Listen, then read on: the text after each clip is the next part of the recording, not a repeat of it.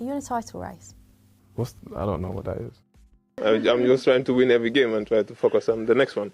Look at the table. I don't even know what is title race, to be honest.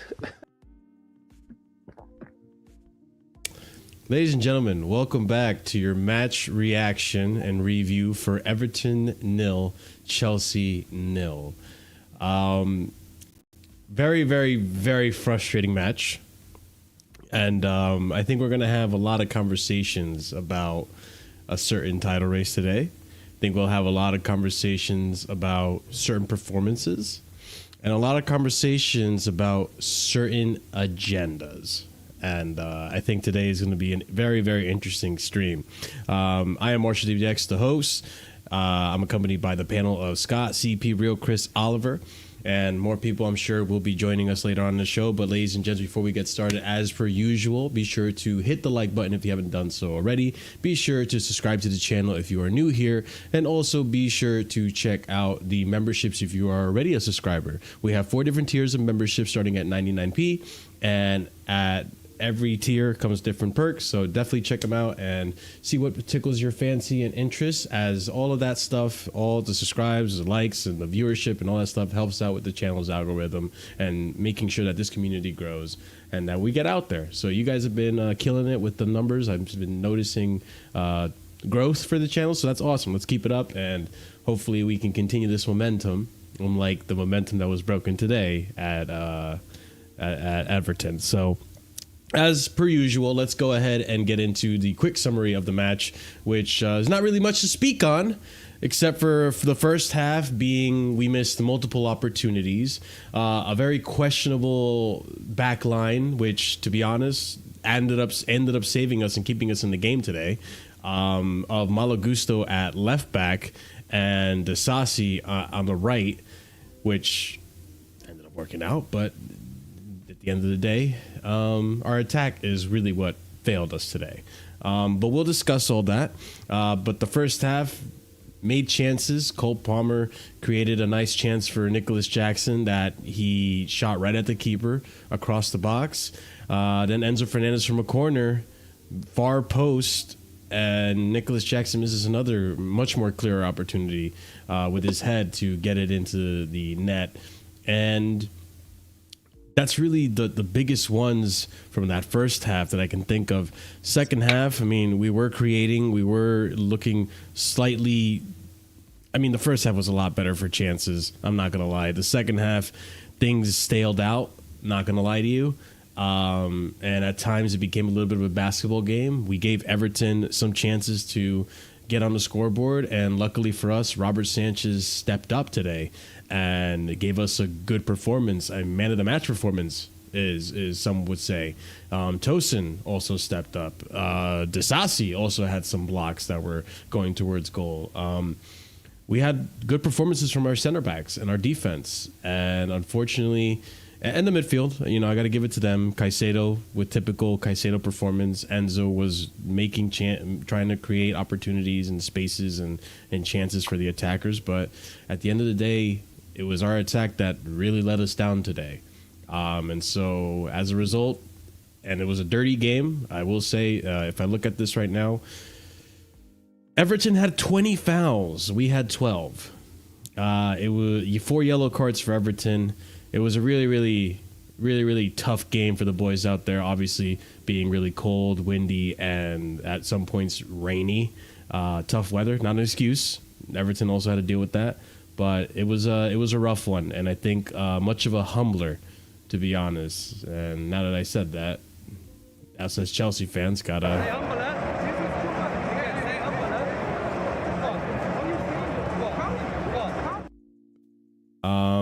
Big up Daniel, appreciate the super chat here. Here for the Robert Sanchez prop. Been waiting for this moment. Yeah, Robert Sanchez definitely kept us in the game today. Especially that second half. We had Harrison that had a chance that, you know, he reacted to really well. There was another chance as well in there too. There was a few that, you know, got to give it to Robert Sanchez. But I guess we'll start off with Oliver. I guess give us your summary of the game. What did you think of today's result? Obviously not a good one, but hey, we're just chill guys. I can't argue that it's a good result. I mean, people will obviously cite the recent record we've had at that stadium, which isn't good. So to not lose there, maybe you could argue it's progress, but I think that's personally a stretch. Like those games in the past that we lost, we should have won those, and we should have won today. And people were scared going into the game. What's this Sean Dyche demonic low block that we're going to come up against? We broke it though. We didn't take our chances, and the defense did well. The midfield did well. It was literally the attack that let us down today. And there are other frustrating things in the game today. I mean, I thought the referee was poor. How Caicedo got booked in the first place, that was probably... I haven't seen enough said about that after the game. That is true. The fact that he pulls a clean tackle and gets booked straight away, it's like they assume that he's just going to foul someone when he goes for the ball. Crazy for me. And then, the weather conditions, granted, that's not an excuse. Both teams had to play in it, but I would be interested to... I'd be interested to hear if the club or if both clubs actually would have appealed to have the game postponed like the Liverpool game was at the same stadium. Because by all accounts, the conditions today were much worse than that game, and that game got called off or pushed back.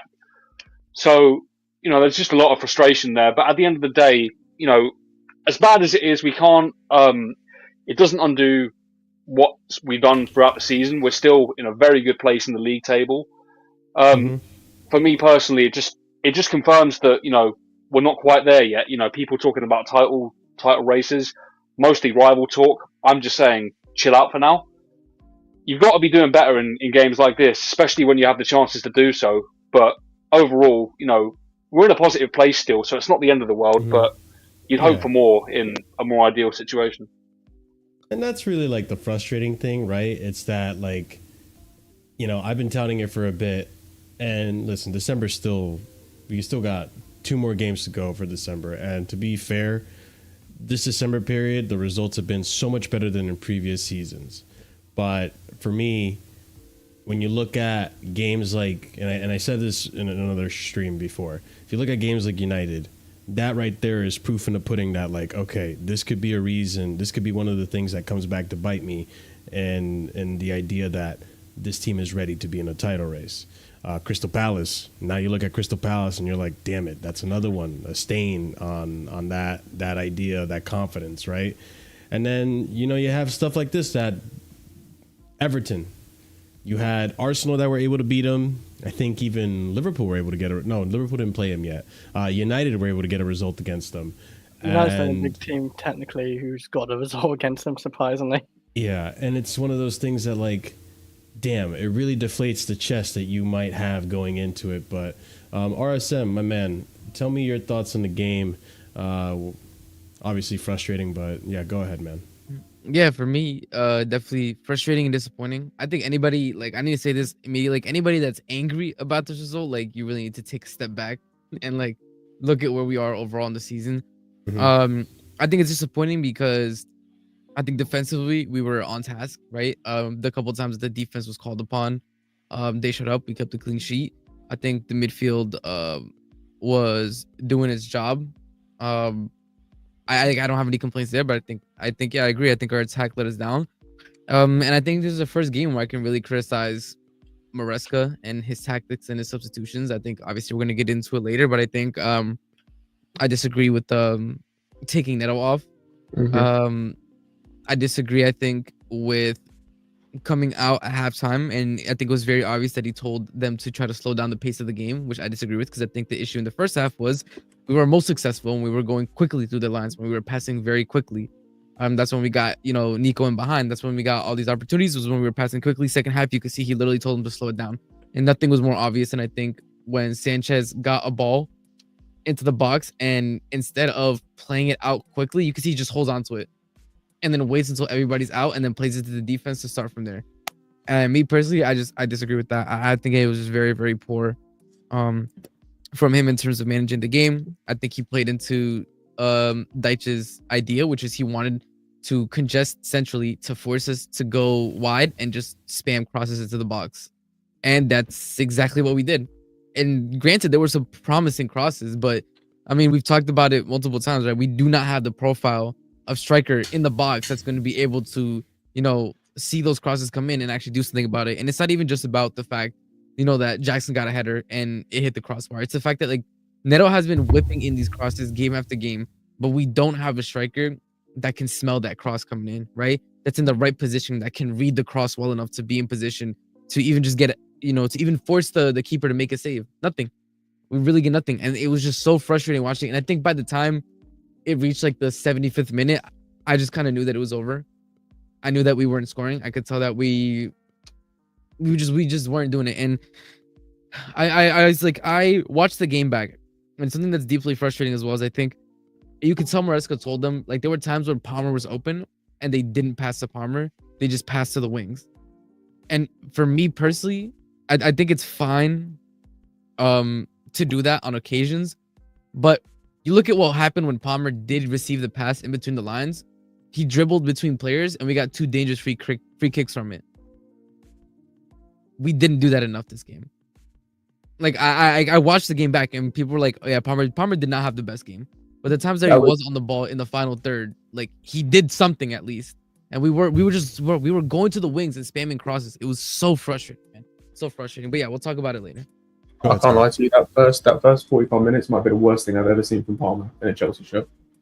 Really? Because I thought the last 45 was the worst thing. Bro, to be fair, the whole game, he was shocking. He was awful. He was absolutely terrible. He was running into traffic every 5 seconds. He just got a good ball. So, what annoyed me more... What do you mean by the first 45 minutes anyway, Scott? Because I don't think he did a whole lot. The reason why I focus on the first 45 minutes is because the issue I had in the first half more than anything is what we've done this a few times this season, and we mostly fixed it in the second half, which we kind of did, but it didn't really make a difference. Is we just left the wingers isolated 1v1, or not even 1v1, it was like 3v1 at times.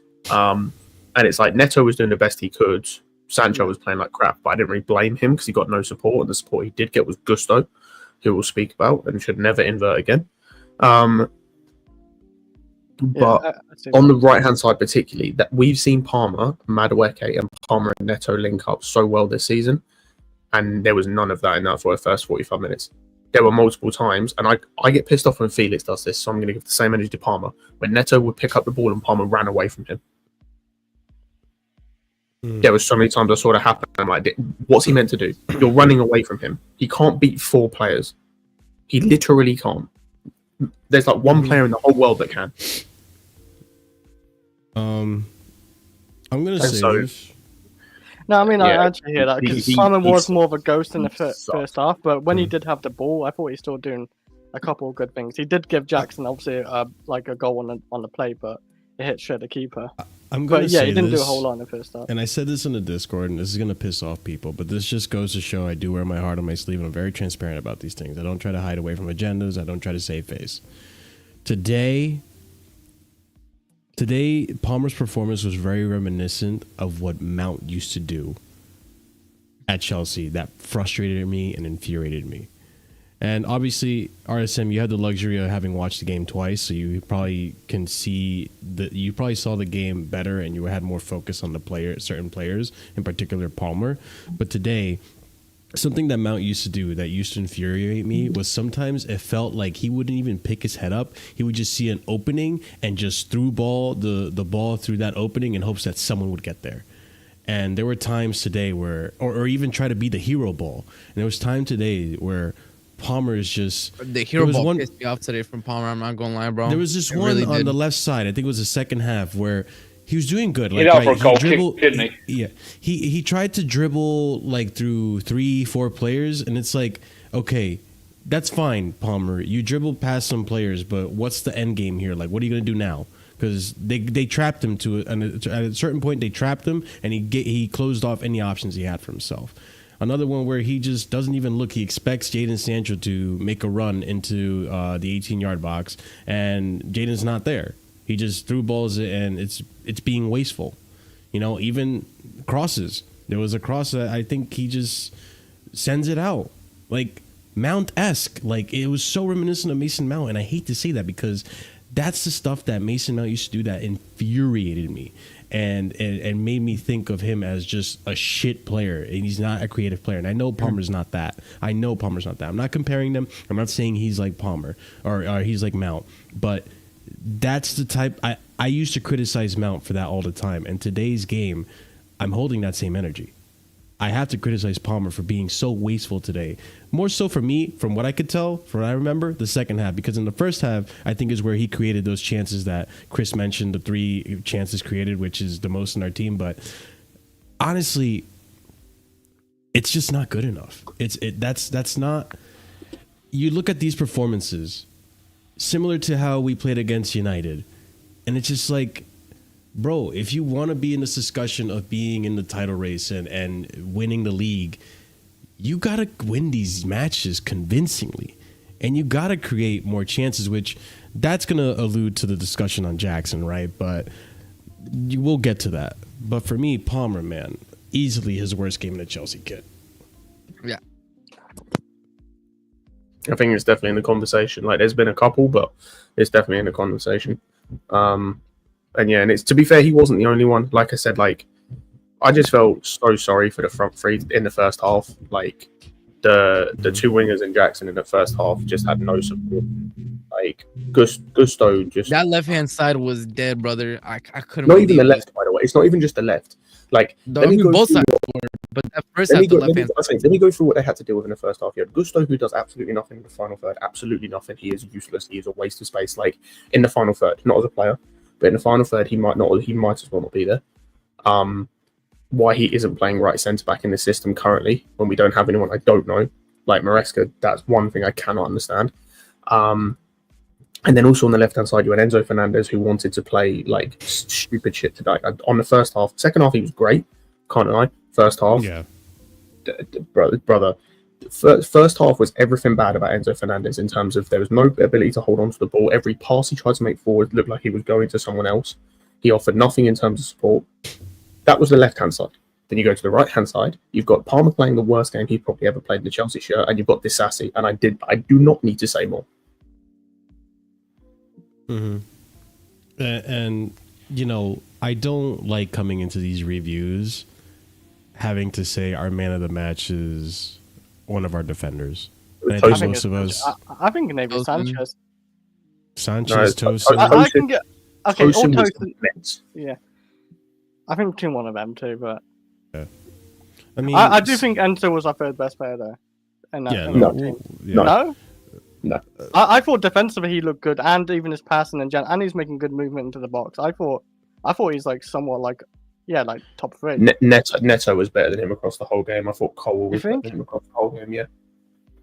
You know, Neto was pretty good today. He was my favorite attacker today. Yeah, he was my favorite attacker. Yep. Jaden probably comes second to that, and Nope. then you know, I think can't lie.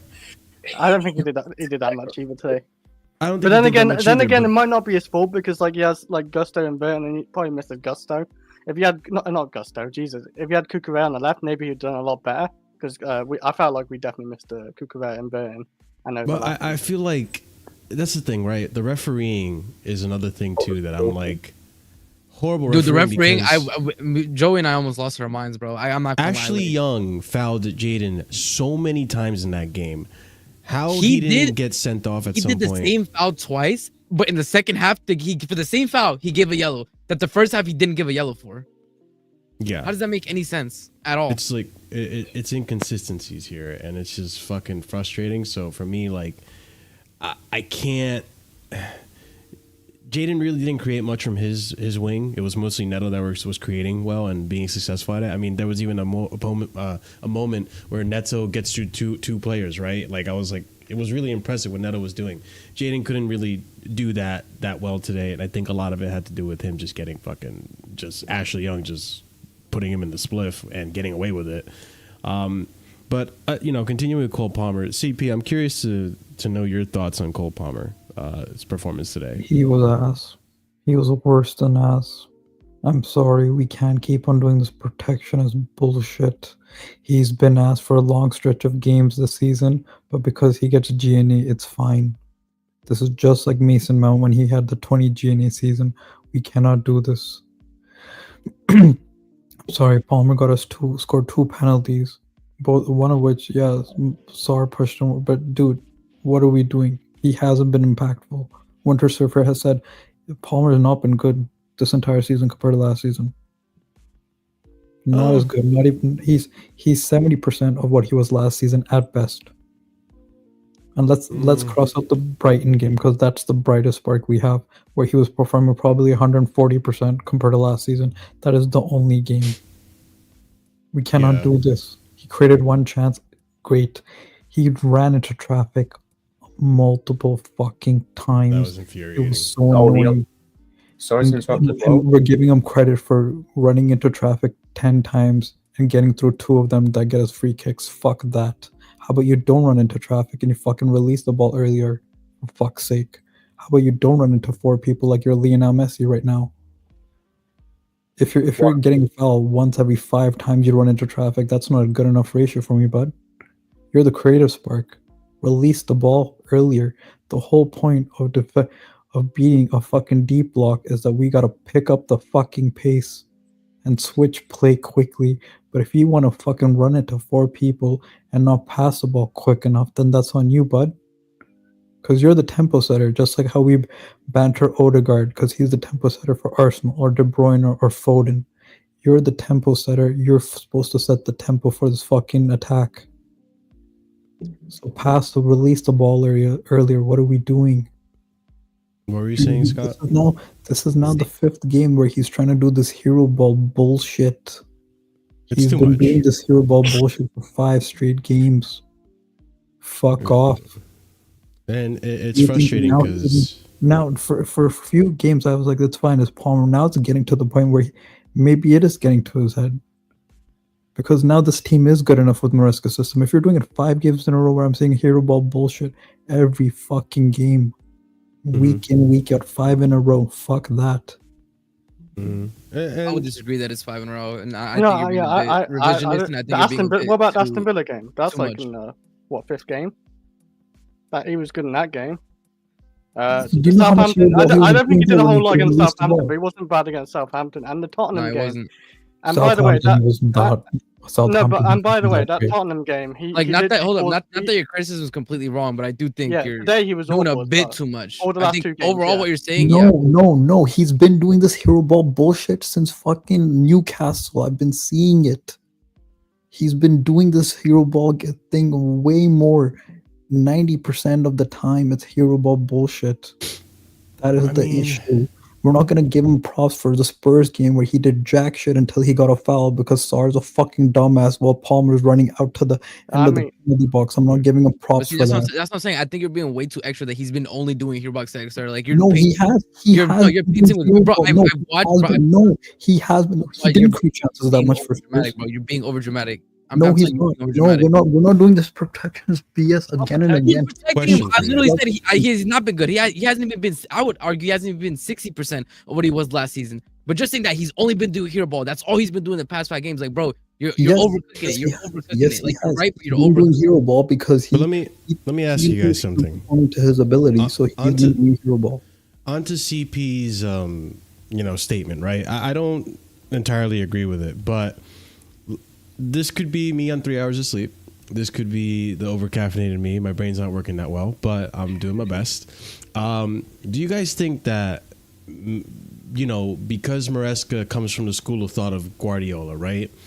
When you look at how Guardiola set up his previous teams with KDB, do you think that Maresca kind of wants Palmer to be that KDB-esque player where, like, even today, for example, and I was talking to Chris about this on Discord, today's performance was kind of like how KDB would take a lot of those risky passes and it wouldn't pay off, or take a lot of those chances and it wouldn't pay off. And today was one of those days where it just didn't pay off and it really, really showed. But on other days, he takes those chances and sometimes it doesn't always pay off, but there's that one chance that, this is good, and we kind of covered the cracks a little bit with that. Is that kind of maybe something that could be the issue, is the kind of the system and how we use Palmer?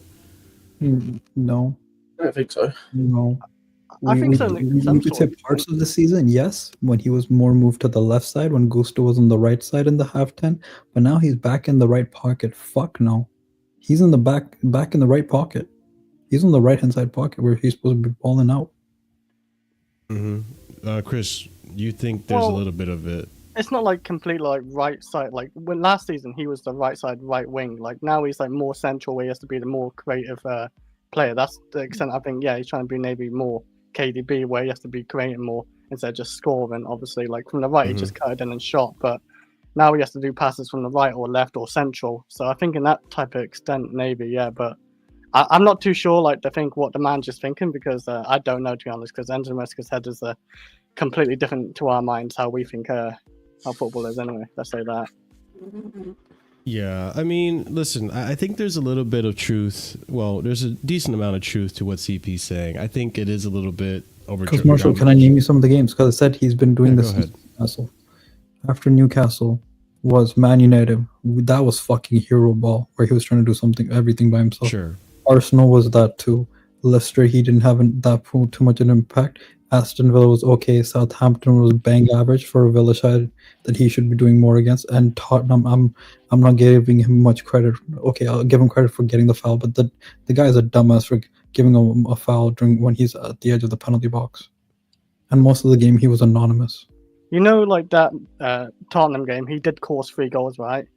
I know he scored 2 penalties, but like the other goal to Enzo, that was all because of Palmer. He took on like 4 players and went for the shot, and it deflected luckily, and then Enzo did a great finish. But I don't think Enzo was like even bad. Not Enzo. Cole Palmer was bad at the game. That's the dilemma here. You know, hero ball's fine if it works, but in this game it didn't. Exactly. Like, we're not gonna say he's bad against Tottenham though. Like he was actually good against Tottenham. That's not my argument, but yeah. I know that's not your argument. We're not lowering the standards that we have thought of him and that we have said that he is, which is one of the best players in this fucking league. I'm not giving him shitty thing of he wasn't bad. No, if he's one of the best players in this fucking league, I want consistent 8 out of fucking 10s. You know who I'm comparing to the best in the league? Mohamed fucking Salah. Fucking Saka's giving me 8 out of 10 week in, week out, and he's limping. And we're putting him in the same pedestal as Cole Palmer. Obviously, Salah is the best player in this league, but if we're putting him in the same as Saka, who's giving me 8 out of 10s while limping, while being the sole provider of that attack when Odegaard wasn't here, that's not good enough. That's not good enough. That game for him in Tottenham was a 6.5. And I want 8 because I expect 8 because I value him as a higher player. Just that's the same when I had the agendas for Drogba and Lampard and these men and Hazard. When Hazard had that off season, I was pissed at him because why? Because he was literally voted the best player in the league the next season when we won it, and one of the best in 2015. Yeah, I mean, I understand where you're coming from, CP. Obviously, I've been pretty critical of Cole for the last 3 games, I want to say. I don't think the performances have been up to snuff to what we're used to from him. But, you know, he'll get a goal here or an assist here, and then it kind of covers up the cracks. And I think there's a bit of truth to, you know, what you're saying when it comes to Spurs. Like, he had a very good moment that led to a brilliant goal. And we want to forget that for the rest of that game, he wasn't really impacting or, you know, dictating the game the way we're used to him dictating the game. It's part of that whole hero ball thing. He's trying to dribble past 3 players and the shot gets blocked, and it's lucky enough that Enzo's at the right place at the right time. What happens if Enzo wasn't? Then what? Then it's the fucking regular block shot. Then what happens? He just ran into he tried to dribble past 3 people and take a shot that gets blocked. Yeah, but that's just a good block in general. Like he got past 4 players and got the shot up, and it could have went in. But that's not a bad thing what he did. Because I've seen even Hassel take on players. If you lose the ball, it has to pull off. Because if it doesn't pull off, then you look like an asshole. I mean, like I've seen even Hazard do that, and he look like an asshole. But at the same time, too, like we do have to take into account that this season, I think all of us could have probably predicted that it was going to be a bit of a rougher season for Cole Palmer because now he is, after the season he had last season, now everyone has him on the radar. Everyone knows his game. Everyone knows what he's going to try to do. Obviously, he's not doing it from the right side anymore. He's doing it more from the central position. So the marking is going to be, much more this season. The fouls are going to be a lot more this season. There's going to be constant man marking of him and trying to isolate him out of the game. We saw how Liverpool worked out, where he was completely isolated out of the game by Gravenberch, and then not even Gravenberch, it was Curtis Jones actually. Can I give you the counterpoint though? Sure. We have better attackers, right? Last year we had a Madueke who wasn't as much as this month. We have a Jadon Sancho on the left side. This is true. We have Mykhailo Mudryk, and we have a Jackson who we all agree has turned out better. Right? Well, last year was we were called Cole Palmer, inshallah. Were we not? We were called.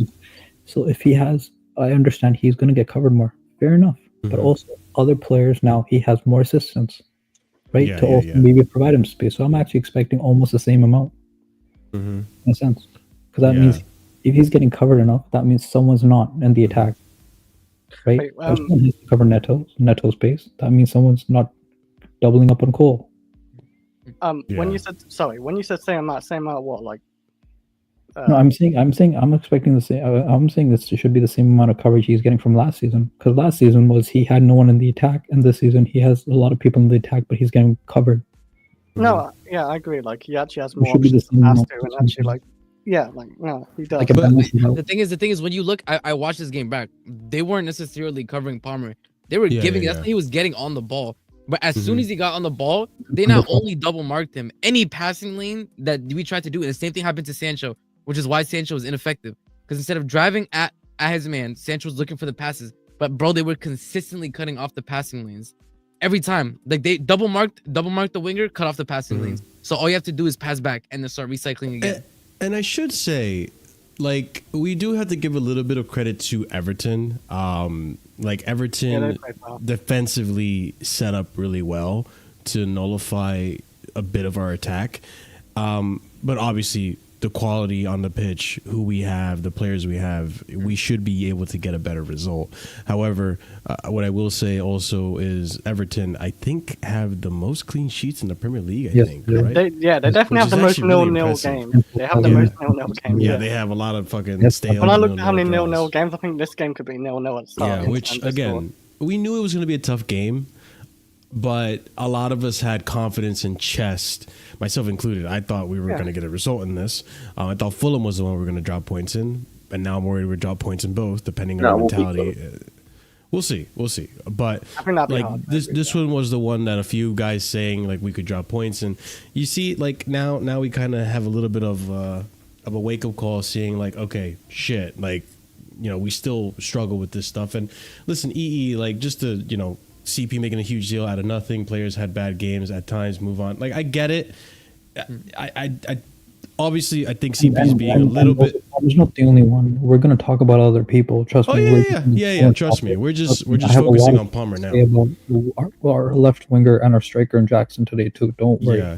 Have things but I think what CP's saying, like, there is truth in it, right? Like, I think there is criticism to be had of Cole Palmer, and I'm not gonna stoop down and say that, oh, he's having a Mount season. No, I think this is one of those games that for me screamed like, wow, I feel like I'm watching Mason Mount like again. But I think today you can easily sit there and criticize, like, okay, obviously we can see there's been a bit of a dip in form in terms of where Cole Palmer normally is, or what we're used to with Cole Palmer versus where he's at right now. And there's a multitude of factors with that, but alas, I think the other person I would like to move on to is Nicholas Jackson. Yeah. So today, please be gentle. What I'm gonna say about Jackson. Obviously, he didn't have a good game today. I think in the beginning, the first half, he got involved. But I'm kind of the notion that Scott is probably in where, okay, he had 2 chances to get something, right? But the way I see it is the fact that we can only speak about 2 clear-cut chances in today's game speaks more on the attack than it does on Jackson. Yes, maybe another striker. I'll let you guys think of what striker that is. Scores. That's I'm sure. maybe another striker. I was doing research on stats for this year's Premier League top strikers. Things to say. Maybe another striker puts one of those chances away. But I think the biggest outlier is the fact that 2 chances against Everton. And I'm not good enough. It's as simple as that. Yeah, I just don't think that's good enough. I just don't think that's good enough. And I think that's the biggest problem.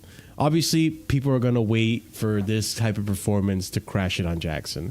But when you look at the stats, people, when you look at where Jackson is compared to other strikers in the league, other strikers in other leagues even, I think he's bought himself a bit of time.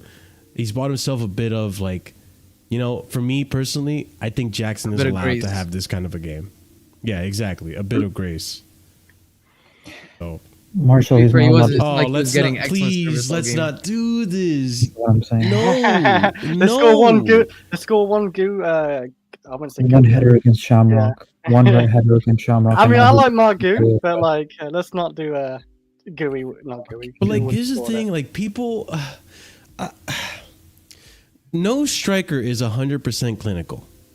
No striker is 100% clinical.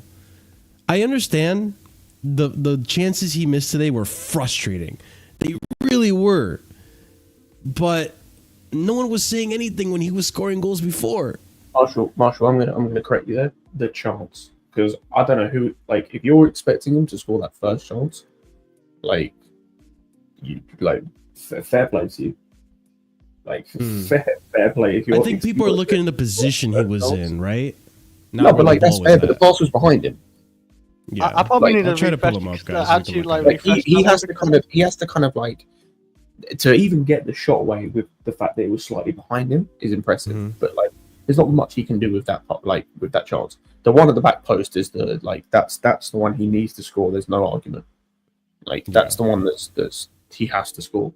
But like, I agree with what you said in terms of like, what's the difference between the last game against Brentford and this game? We gave him more than like one clear-cut chance. This was the problem we were giving Jackson last season, and when he wasn't scoring the one chance, he got people crashing it on him. Because like, I'll be real, outside of the chances, he had a good game. Like, his hold-up play was good, his link-up play was good. Yeah, he actually. I looked at the highlight reel. He created some chances. He was doing good. He was running the channels when he could. Obviously, there wasn't much space. Like, he was doing all the things that you want from your striker. It's literally that one chance at the back post, and it sucks because you get all the people coming out from under their holes. Oh, well, if we had Osimhen, then he scores that and we win. And you're cool. You want the guy who's got the same amount of league goals as Jackson in a worse league. Okay, cool. No worries. We can have that conversation. Wait, has he? I thought he's got less. I thought he scored 2 today. Until today, he scored 2. I think Jackson's got more assists, right? I don't know. No, I think Osimhen has more. Jackson's got 5 assists. Whatever.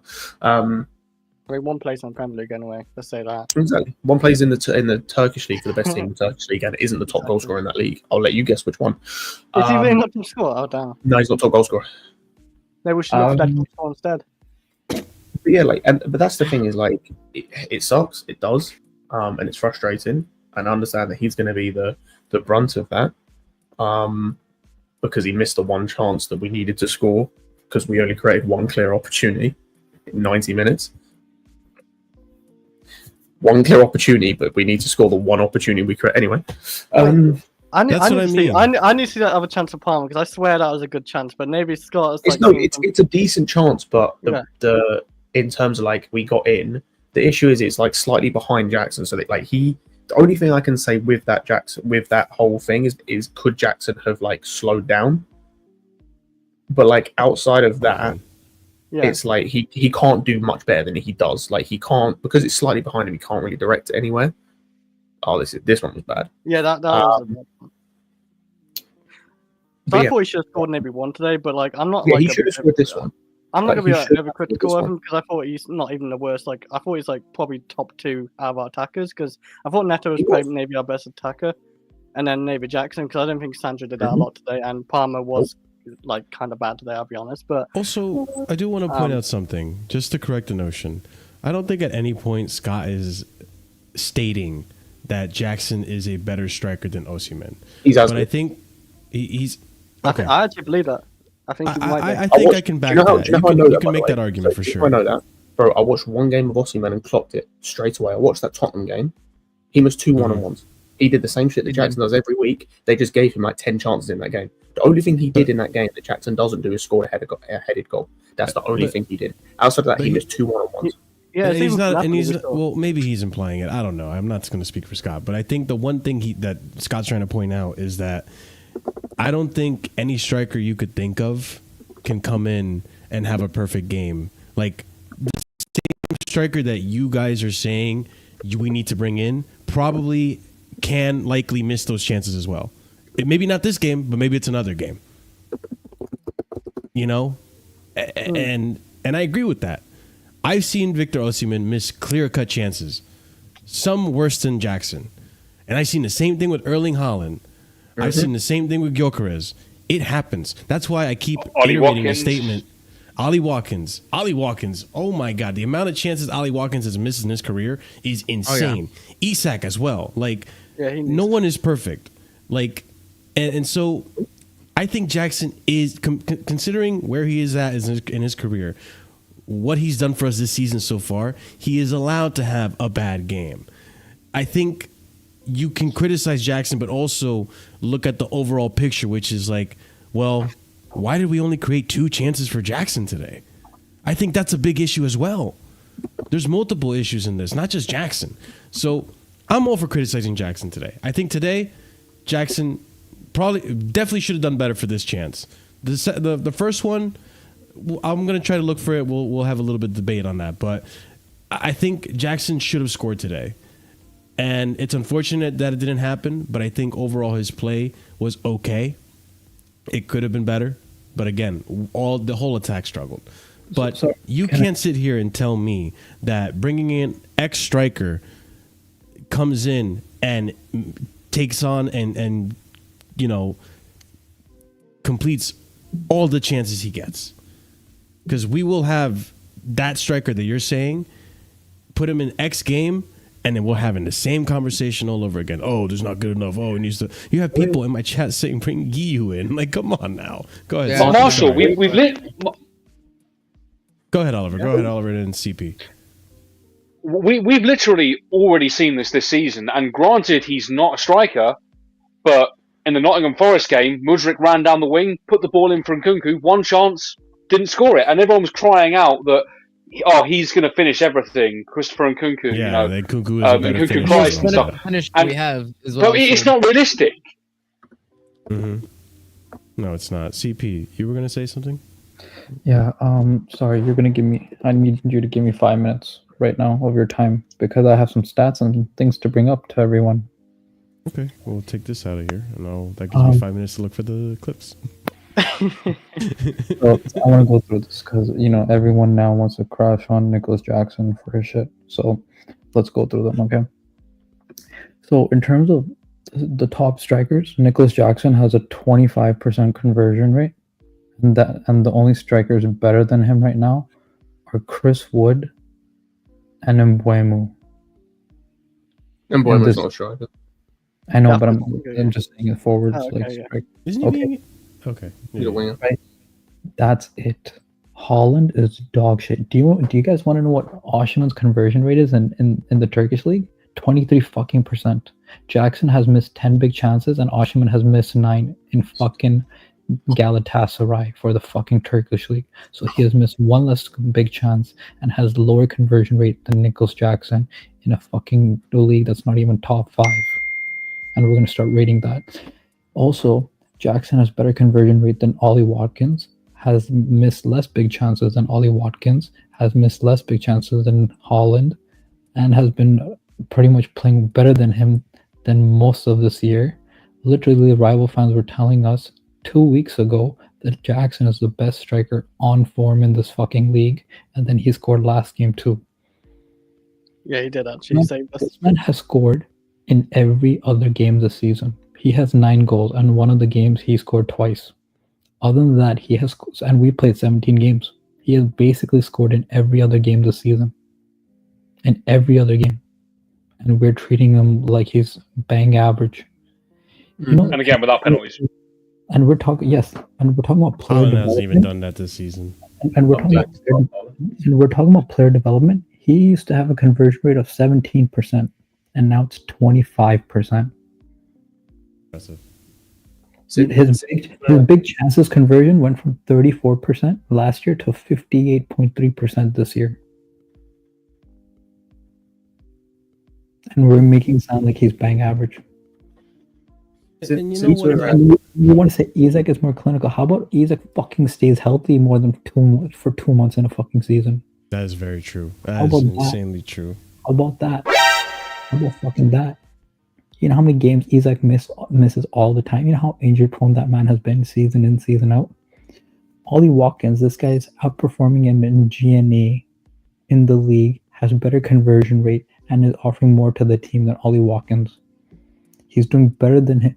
He's doing better than freaking Victor Osimhen.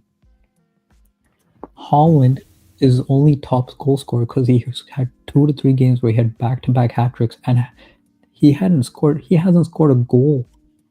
Oh, it's been a while. I'm my fantasy team. Anad. Can I read you some Haaland stuff? Anad, I think Salah overtook Haaland today, by the way. I think he has. But I'm saying, okay. Haaland is a top goal scorer in terms of strikers in this league, and he hasn't contributed a goal in a month plus. While Man City are free falling because he can only do tap-ins right now, because that's what the system is providing him, and that's what he's doing because he can't create a shot for himself. We're fucking whining and bitching that Jackson isn't good enough. I completely agree with everyone. If we want a different profile in terms of backup striker, kind of like what Villa does, right? They have Watkins and Duran. We can have either a version of Duran or if he's like Osimhen or Amradion as a backup. I understand that different profiles work. I agree. I want a different profile, but we can't act like fucking bipolar people week in, week out with this guy saying he's one of the best strikers in this fucking league to he's a bum, and that ex-striker would do better than him. I'm seeing people in the chat say Cucurella would score that header. We're now having people saying Marquis and Cucurella will score that header. Also, Jackson scored a header this season. So what the fuck are you guys on? Cucurella scored his first goal for Chelsea, which was a header. Cool. Gil scored his first fuck.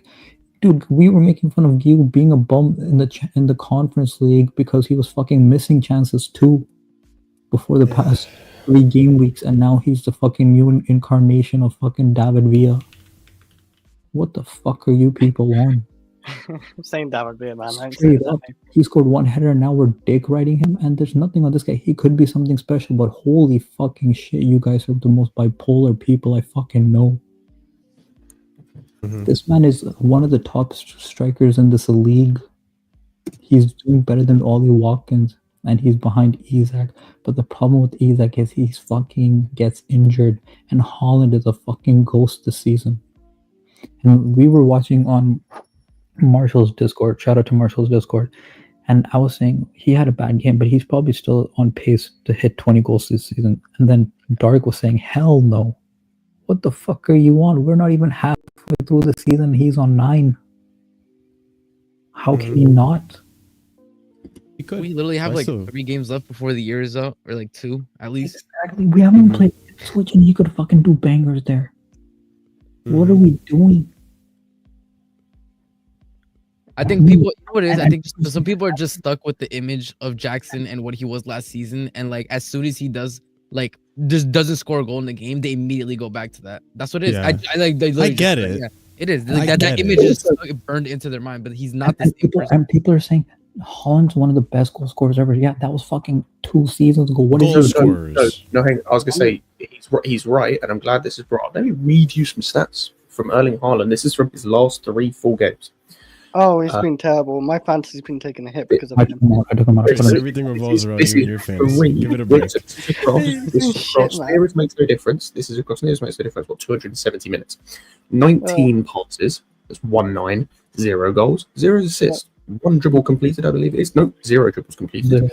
1 key pass. 0 shots on target. 2 shots blocked. 2 shots. 0 long balls. 0 crosses. 0 interceptions.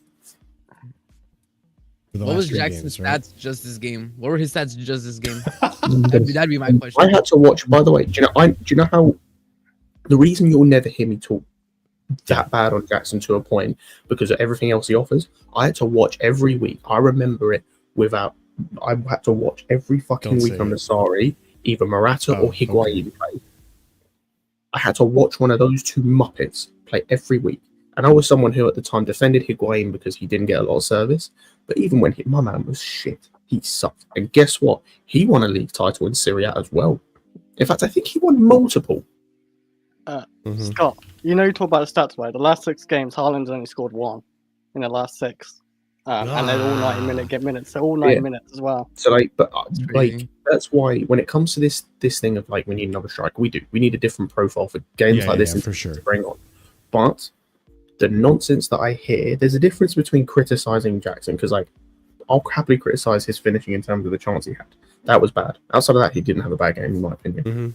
Saying that, he's not good enough, we need someone better, when every person you keep naming that's meant to be better has either less goals in a worse league, the same amount of goals in a worse league, or would cost us everything we own.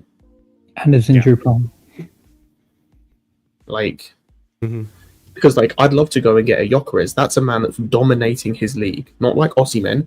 Gyökeres is dominating his league. He'd cost 100 million, and there's no point doing that. Watkins isn't better. I'd love Duran, but he's probably too expensive at this point. Yeah, too expensive. I do rate Isak. Osimhen, good, I'm not saying he's a replacement for Jackson. Because I had this debate on Lewis's channel earlier. I'd be happy getting Osimhen if it's a good deal. If you telling me we can get Osimhen for 50 mil and on 150k a week, I'm taking that every day ending in a Y. If it's going to cost us north of 70 million and it's 300 grand a week, you can jog on. Scott, I think he has a release clause in the year 2025 January, 65. What? January? Not January. Osimhen or Gyökeres? Because some people say I have a 60 million. I heard Osimhen. Gyökeres has a 60 million release clause. Then go and get Gyökeres. If Both Gyökeres has a release clause of 65 million in the summer, and Osimhen having a 60 million in January. Yeah, I agree with the contract. If these guys have a release clause, go and pay it. But they need to accept they're going to be a backup behind Jackson, at least to begin with. Yep. In the beginning, backup, and then they fight for it. If they get the main spot, they get the main spot. But yeah, it's kind of like Mbappe going to Madrid. He has to claim the left wing spot or striker spot, and he's not claiming it. Yep. And I think one thing too, I want to point out something, and someone said this, and it kind of rung true with me, right? Because someone mentioned, here it is, Haaland is one of the best goal scorers ever. I agree. In terms of goal scoring, yes. But being a top goal scorer and being a top striker are two very distinctive things. And I think when it comes to being a striker, Nick, and listen, whether you believe in stats or you believe in the eye test, either one, Nicholas Jackson passes that test. And you cannot sit here and tell me that Erling Haaland is a better striker than Nicholas Jackson. In terms of goal scoring, Erling Haaland's your guy. But striker, link-up play, ability to tackle and press, ability to dribble, ability to create chances, all-around player, Nicholas Jackson is better. At least... You know what I think Haaland's very good, some sort of or something like that. Do you know what it is with comparing some of these strikers? If you compare Jackson to other strikers, compare him to an Osimhen or a Haaland or even a Gyökeres at the moment, if you look at the extremes, right, on their worst day, Jackson is better than most strikers out there in terms of on his worst day. However, on their best day, most of those strikers are probably better than Jackson in terms of in front of goal and everything. But that's if you're going to get the extremes every single week. Whereas if you look at like on average, more or like what are you going to get more often than not? That's why I always back Jackson. More often than not, I think with Jackson you're always going to get 6, 7 out of 10s. Whether you get that with other strikers, as we're seeing with Haaland right now, Haaland's getting no service. He's doing nothing because he doesn't offer you anything outside of that 6-yard box. It's kind of weird because I felt like Haaland at Dortmund, he would actually drop deeper and actually do a lot more work. Yeah, he did. Oh, That's it's the under Pep. Because he was allowed to. Yeah. He's not allowed to in Pep's There's a system. reason why He just Man's sits falling on the apart, and box, it's because Pep only turns players into specialists. As soon as But they're like, out of that with system, Haaland, and they like they drop say, they're deeper cooked. Mm-hmm. Yeah, it's a bit weird. And that's the thing. Like, I remember Erling Haaland doing exactly what you're saying, Chris. You could drop deep, link up play, and then you would see this motherfucker just run at you at a fucking 100 miles an hour. Yeah, it was like he was scary. Nowadays, he's just chilling with you, fucking holding hands and waiting for the right opportunity to make a run or be in the box. So they've turned, like, Pep has turned him almost like a target man in a sense, which he really wasn't. I mean, you're taking away the other things that make him so good. Can you bring up Beautiful Games comment again for me, please? The big one here? Okay. Yeah. I mean, I would, but it depends on what, right? Because, like, again, this came up earlier in Lewis's stream. It's like if all of these strikers, like, let's say you've got the option of going like getting like Samu, Duran, Osimhen, Sesko,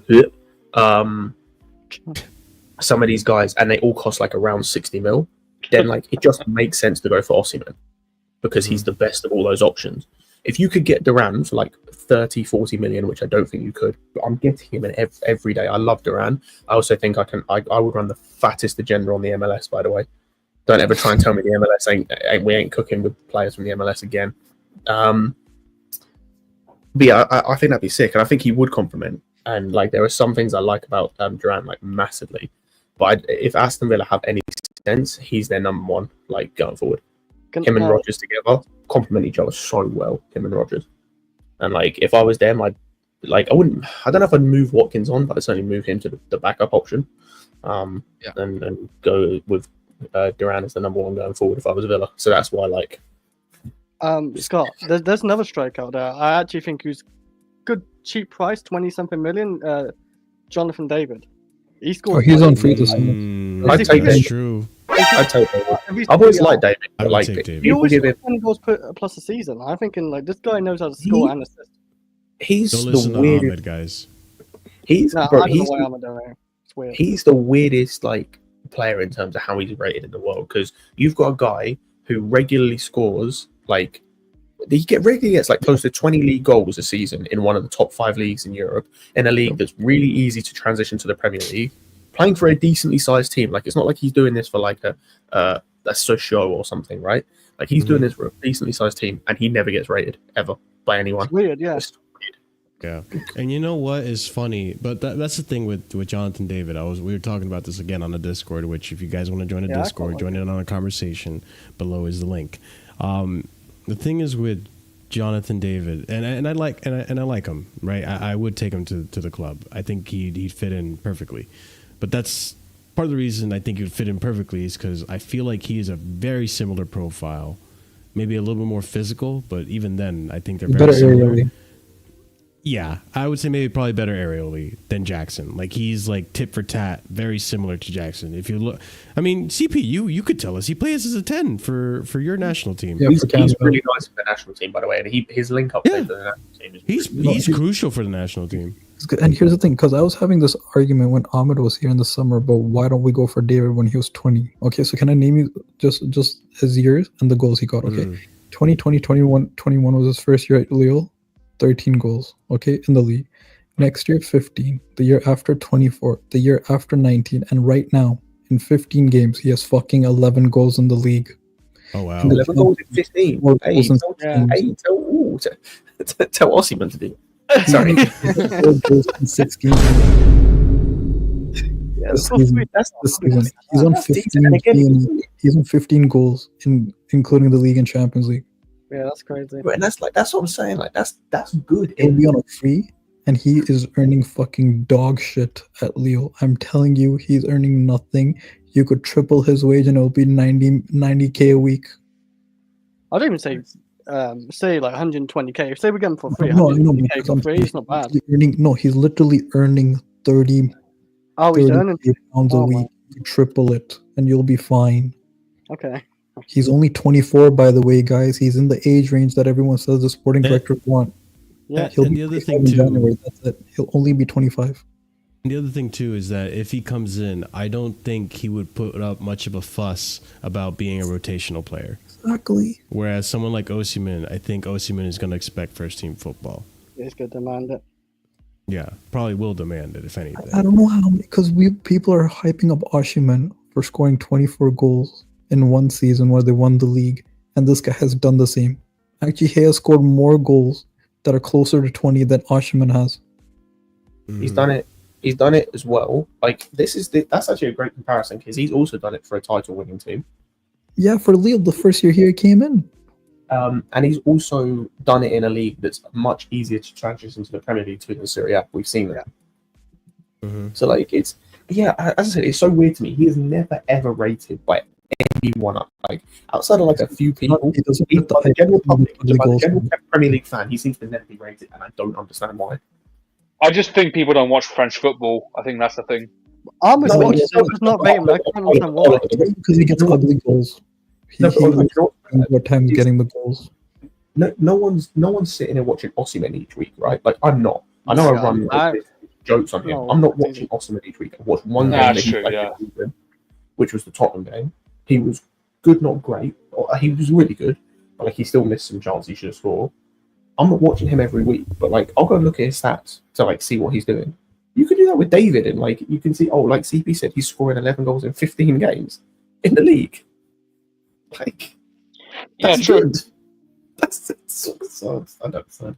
And four out of 6 goals in the Champions League this season. So, I mean, we can just get him for free and then sign another keeper and maybe centre back as well. I'm not worried about the strikers too much. Yeah, so I don't get why people panic with Jackson. He's been one of our top players in the forward line. But like, here's the thing, and people are saying, why are we defending him more than Palmer? It's because you guys now are saying basically he's a bum. That Cucurella would score that header, that Guy would score that header. After these guys scored one header, we saw this fucking week. At least if you give me Osimhen criticism, I'll be fine with that more than you guys doing these stupid agendas. And he didn't have a good game. I'll say it. I'll say it because we do need a striker who needs to convert these chances more so than not. Right? When we have these tough games.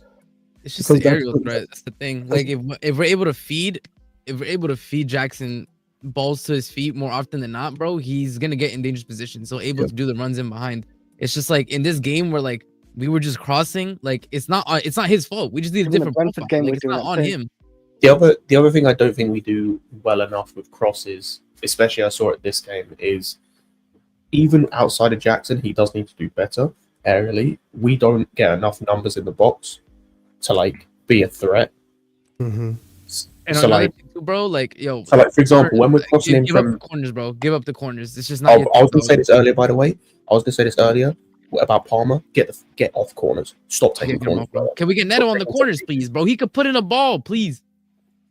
Yeah, bro, that's what I mean. He can cross. You know what's jokes? RSM. Do you know what's jokes? By the way, we were watching the game on Lewis's stream, and I was getting pissed at Palmer doing the. Because we were talking about set pieces, and someone was telling me, the set piece coach isn't working on offensive like set piece. And I said, it's not the set piece coach's fault. It's like the delivery. They went, why don't we put in like some short corners? Why don't we do short corners and put a ball in?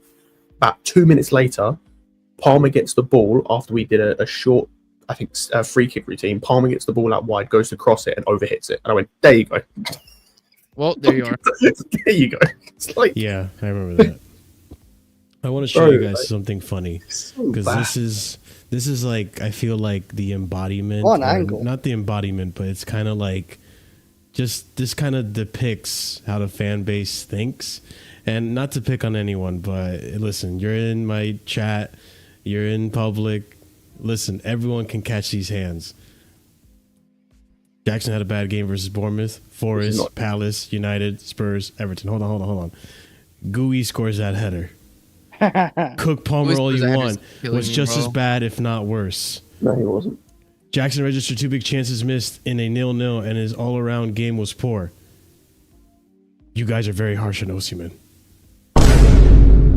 Brother. I gotta say, by the Same way, guy? on the Jackson chance, Brother. like Palmer, bro, I'm saying if Palmer put that in front of him, that's cash money. But like Palmer put the ball behind him. He did the best Well, he could to even get that let's shot. look at it, because I have it right here, right? At the time, I felt like it was on the plate, but No, bro, I looked back on it, bro. Like it was literally behind him. I'm be real with you, like. see, I didn't really rewatch it like that. Like, so I Yeah, trust let's your actually word. let's I watch believe this real quick, because this is obviously the play, and bear with me, guys. It's on YouTube. I have to like pause and play just so I don't get copyrighted.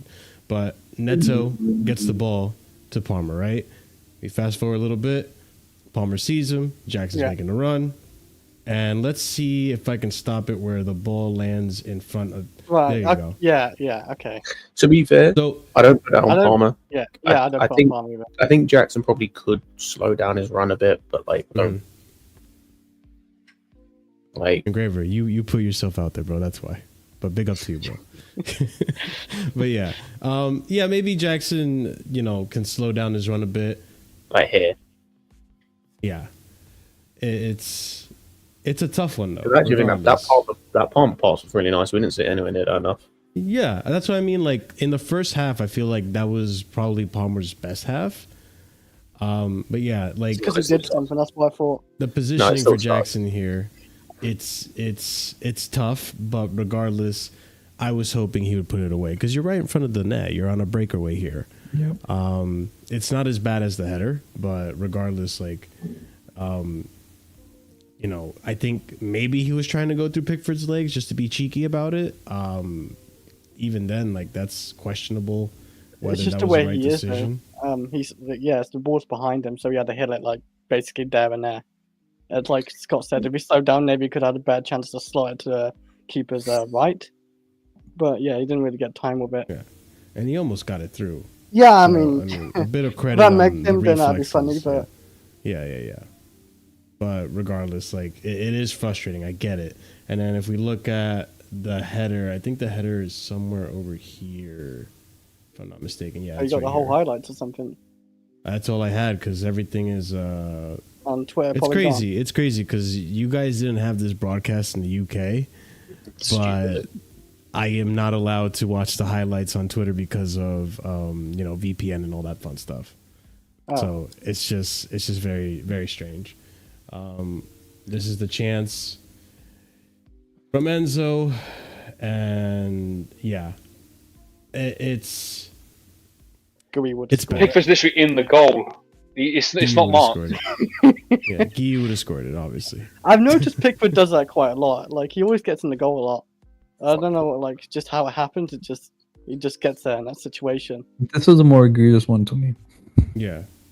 Yeah, he needs that to one score this. you need He to should score have that. scored. Right. Yeah, it's that no one for good. sure. You need to score that.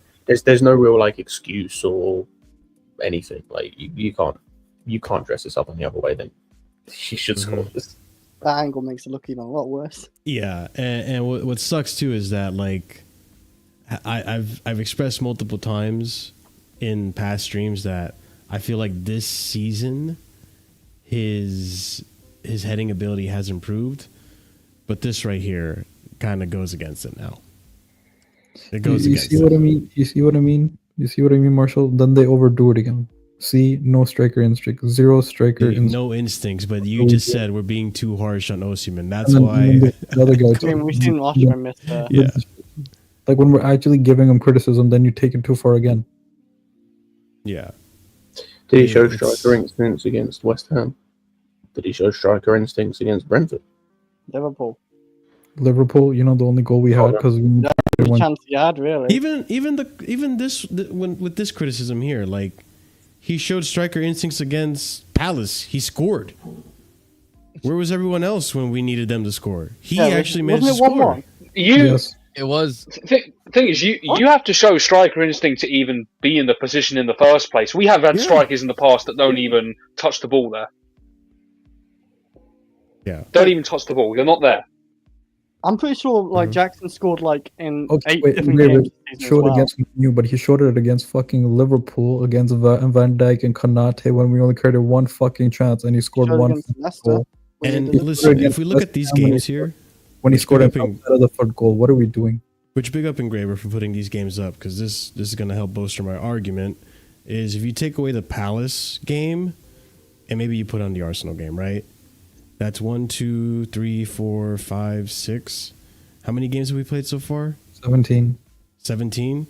So what about the other 11 games? What is the criticism with the other 11 games? So he was fine for the other 11 games. He was fine for the majority of games, but for these games, and we want to focus on that. Meanwhile, we have other strikers that probably have less good games than he does. I mean, that Southampton game, he didn't play, I don't think, either. He just No, he didn't play. He's played He didn't 6 play. He rested the whole game. Yeah, we rested Yeah, him. he did rest the whole game. And this is where people are gonna bring up Isak. Oh, look at Isak's record. Yeah, what he bagged against Ipswich. Like, Arsenal He gets rested for good that this game. season, Didn't he miss a one-on-one in their last game? Yes. I didn't watch the game, so I can't comment. But So I saw the highlight. I don't remember who it was against. I know he missed a one. So can I bring one other point over? Wasn't there a Premier League stat that Jackson has scored 4 goals in 10 minutes and less, which gives us the platform to fucking destroy teams, take control of the game itself? Yeah, he's gotten early goals in a ton of He's games. literally gotten early goals in less than 10 minutes 4 times this season, so we start off on the front foot right the fuck away. Mm-hmm. Yeah, that's true. I think Villa was one of those games, I believe, right? Yes, and people, guys, we beat West Ham 3-0, and he's got 2 goals and an assist. He was amazing that game. We won 2-1 against Newcastle, and he scored a goal. We won 2-1 against Leicester, he scored a goal. These are tight games. We're winning 2-1, and he scores a goal. One of the goals Liverpool. to win us. What the fuck are we doing? Liverpool, which everyone's rating the defense, and we have people He's the saying only one like, who's "Did you scored a see what he did to Van? Did you see what Isak did to Van Dijk? Did you you bring see him up, how? Did you see how? I saw what Jackson did to, and I saw how Jackson scored in the same defense that Van Dijk was in. I saw what did Van Dijk Jackson do to did against Jackson? Saliba and I saw what Jackson did against Saliba and what's his face last season. So again, like, listen, I'm okay with criticizing Jackson, but you gotta like balance it out. Like, I think today, yeah, you can criticize the fact that Jackson didn't score, right? And we see, like, we're sitting here saying he should have scored that header. He should have scored that header. I'm sitting here saying, like, okay, maybe his heading ability didn't improve as much as I thought, but at the same time, his I'm not gonna. ability's kind of stinky. It does suck. But at the same time, I'm not gonna sit here and say, nah, he's shit. He's not good enough. I'm not being harsh enough on him. Like, what do you mean? Like, Someone's saying he didn't score a goal against Arsenal, but he had a good game. And if you want to talk about scoring goals, he scored. You know what he did score? He scored against Man City against that 4-4. What was that? Striker instinct, right? To follow up the shot, to score the tap in that Ederson parried, right? That's striker instinct, no? To follow up the shot. What the fuck are you guys talking about? Yeah. Listen, at the end of the season, when we look at this big picture, bro, and I agree with whoever said this. Why are we bitching and complaining after a fucking draw? We're supposed to be chill guys, right? We're not supposed to be in a title race, but everyone's freaking out like we're in relegation now. Peter. Thank you, Peter. That's always a reason. Yeah, seriously. But I think also, like, for me, it's who said it in the Discord? Was it you, Curry, that you could see Jackson potentially scoring 20 goals this season? Yeah. I said that too.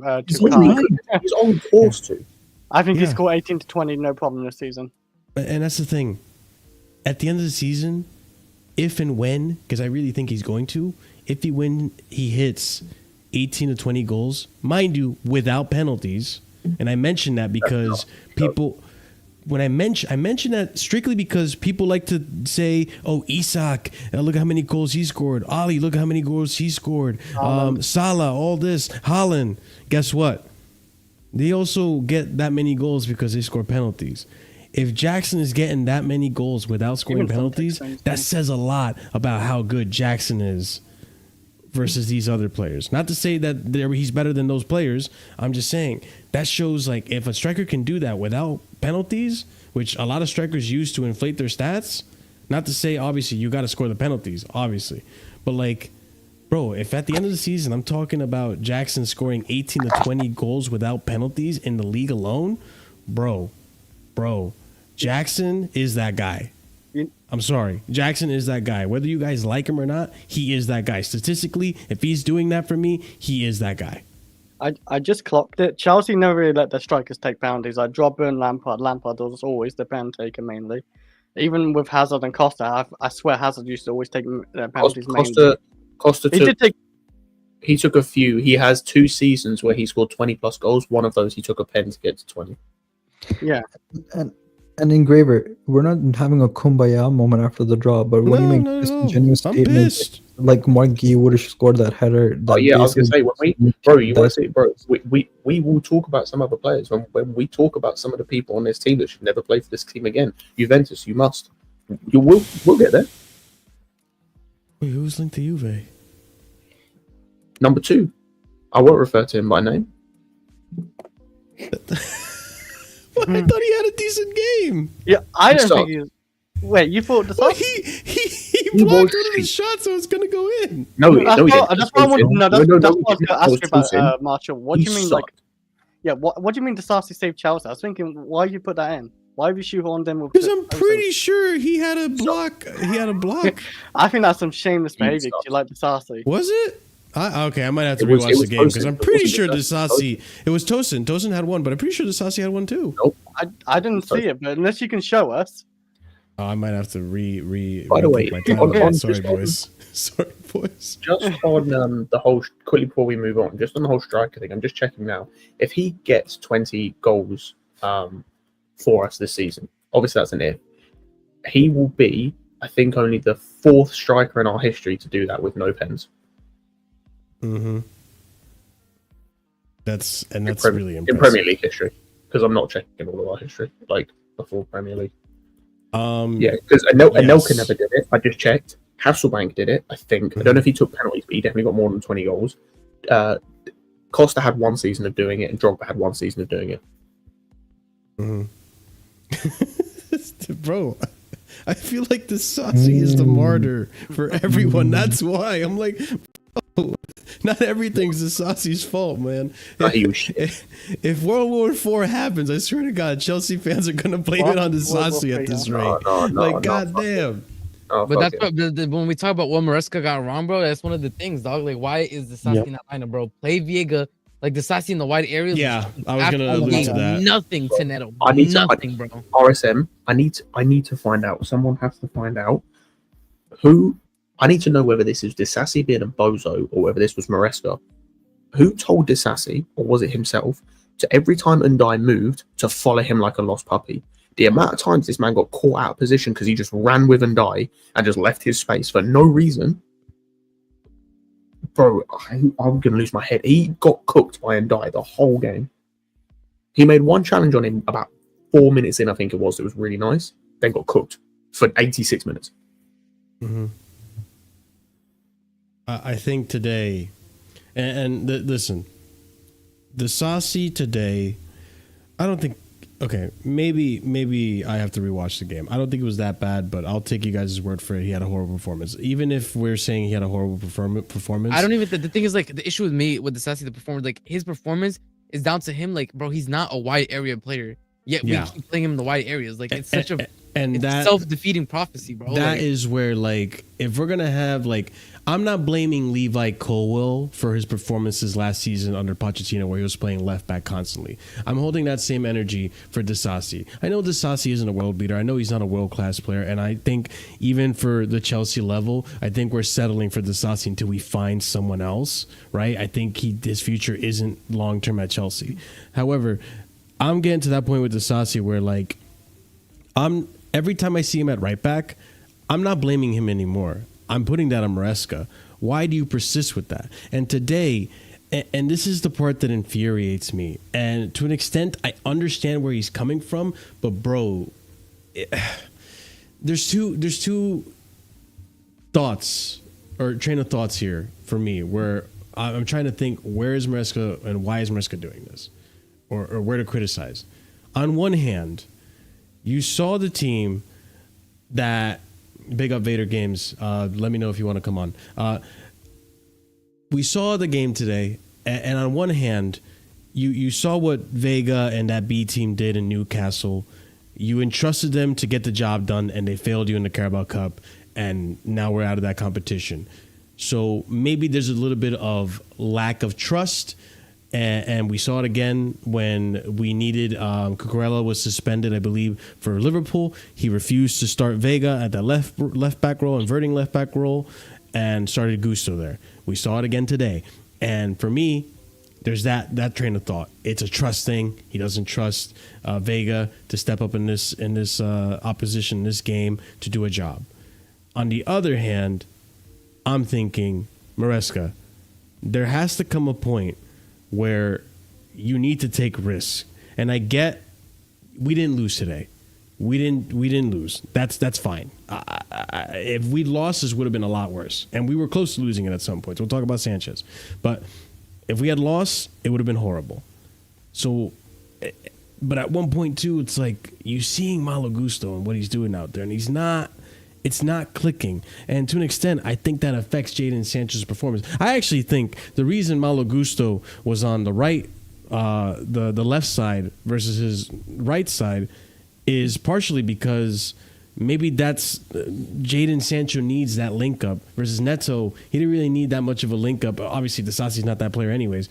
He didn't really need that much of a link up to create something where maybe Jadon Sancho needs the 1-2s in order to create on that left-hand side. But you're seeing it's not working with him, bro. Why not just try Renato Vega? Surely he's good enough to do something physically even against Everton. Like, no disrespect to Everton, but outside of McNeil, who is really like going to cause that much trouble to Renato Vega? And Marshall, the worst thing about it is that we cracked the code with Gusto. Don't invert him. Play him at right centre back. We know how to use him now. He's had a good game there. Mm-hmm. That's what's annoying. And do you know, with the DISASI thing, where I disagree with you, Marshall, because I've defended DISASI previously for the same reasons that you gave. The reason why I don't defend him anymore, especially after this game, is because with the Cobble thing from last season, the reason why we defended him so much is because he was being asked to do things that he wasn't able to do in a position that he wasn't comfortable in. Like, he was being asked to overlap, to go into midfield at times, to do things you expect, like your 8 Nuris, what Cucurella is doing this season to do, your Teo Hernandez's. He was being asked to do that stuff. And it was the same with DISASI at times at the start of the season. This game today, at no point, outside of there were a couple of times in the first half, second half, I can't remember which, I think it might be the second half, where he was asked to get a bit further forward, which he's not really comfortable with. But the defending stuff he's meant to be good at. As I said today, too many times he just ran out of position. That's he could do that as centre back. That's not a positional thing. That's not a positional issue. That's just you being a bozo. Passing has sucked for most of this season. It's been terrible. His positional awareness just in general, not even just of running out of position, his positional awareness of what is around him is awful, or has been awful this season. His aerial threat, quote unquote, is non-existent. Like, just completely non-existent. None of his issues that he had today for me are because he's a centre back playing right back or whatever. Like, he's just offering nothing. Like, he offered nothing today. He does nothing. There's no point in him being in this team at all. Yeah, no. He just sucked. Like, he has sucked.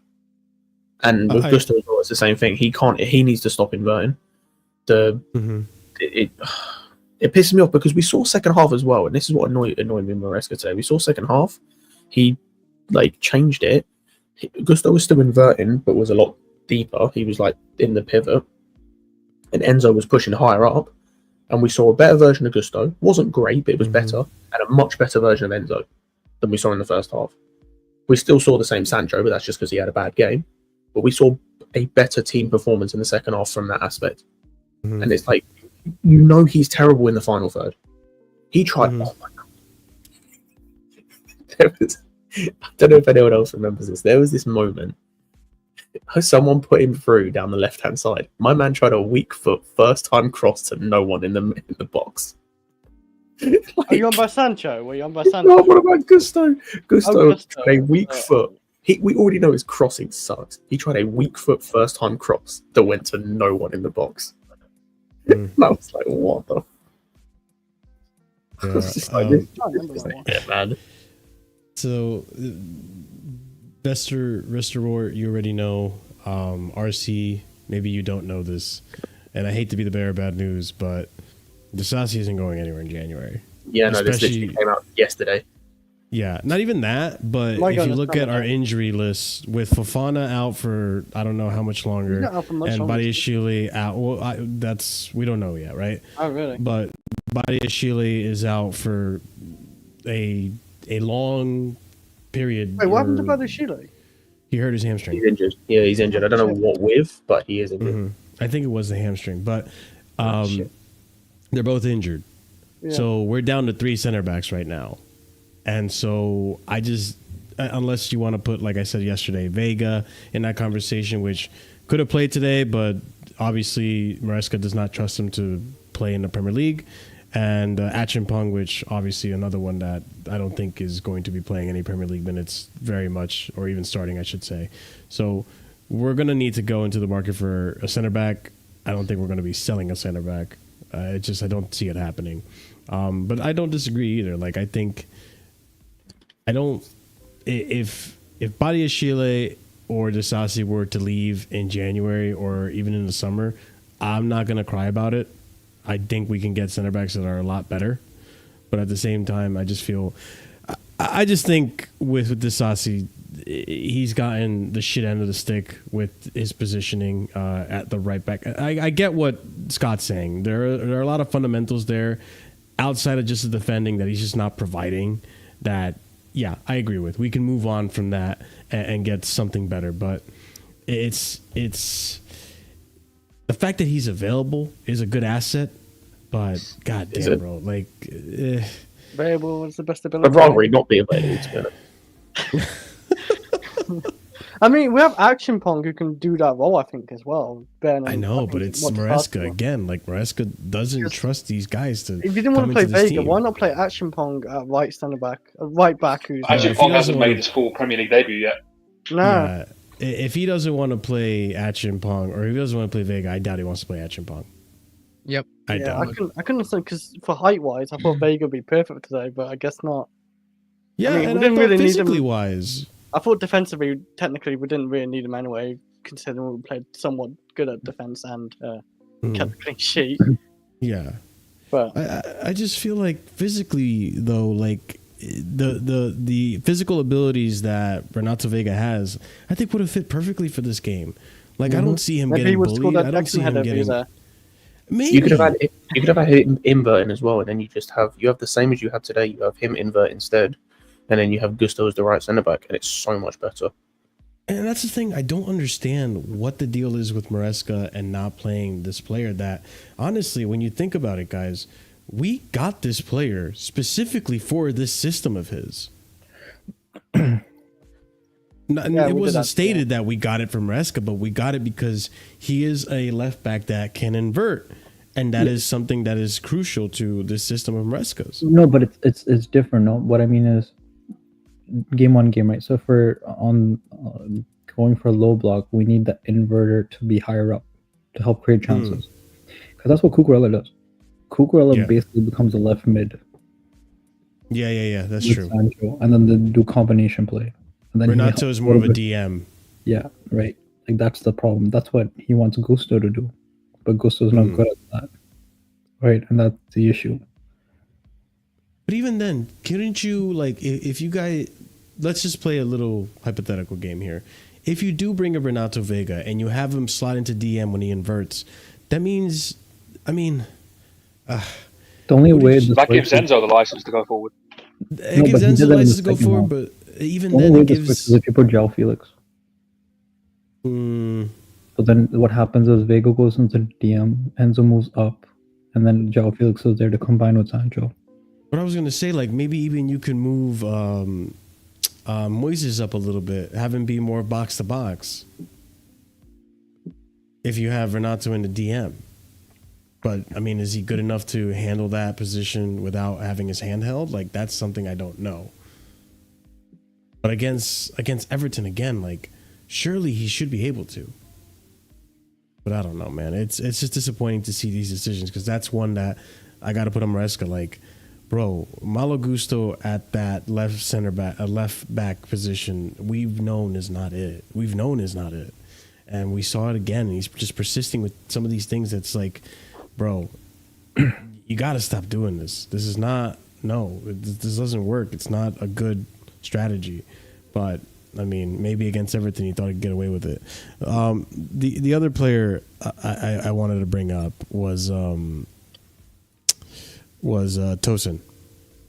Immense. I think today was his best game. Yeah. Oh, by far. Yep. And I need him to have more games like that, no doubt.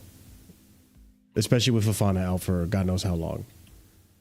And if he has more games like this, then maybe you have the argument of just have him be in the team and be a leader in the team. Because I think that helped out a lot today. In terms of, the defense keeping their head together and not capitulating more. Because we've seen our defense be disorganized before and have ridiculous bozo moments.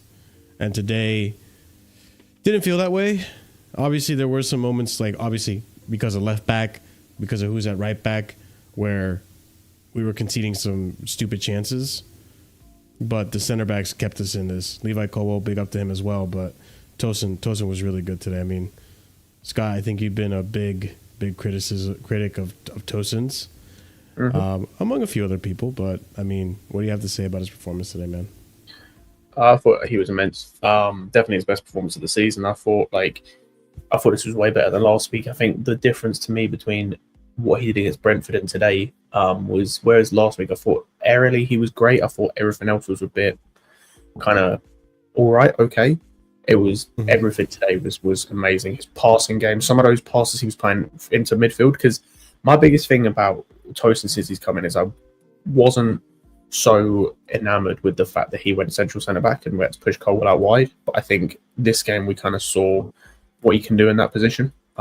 His passes into midfield were great. His defending was immense. That block that he made was great.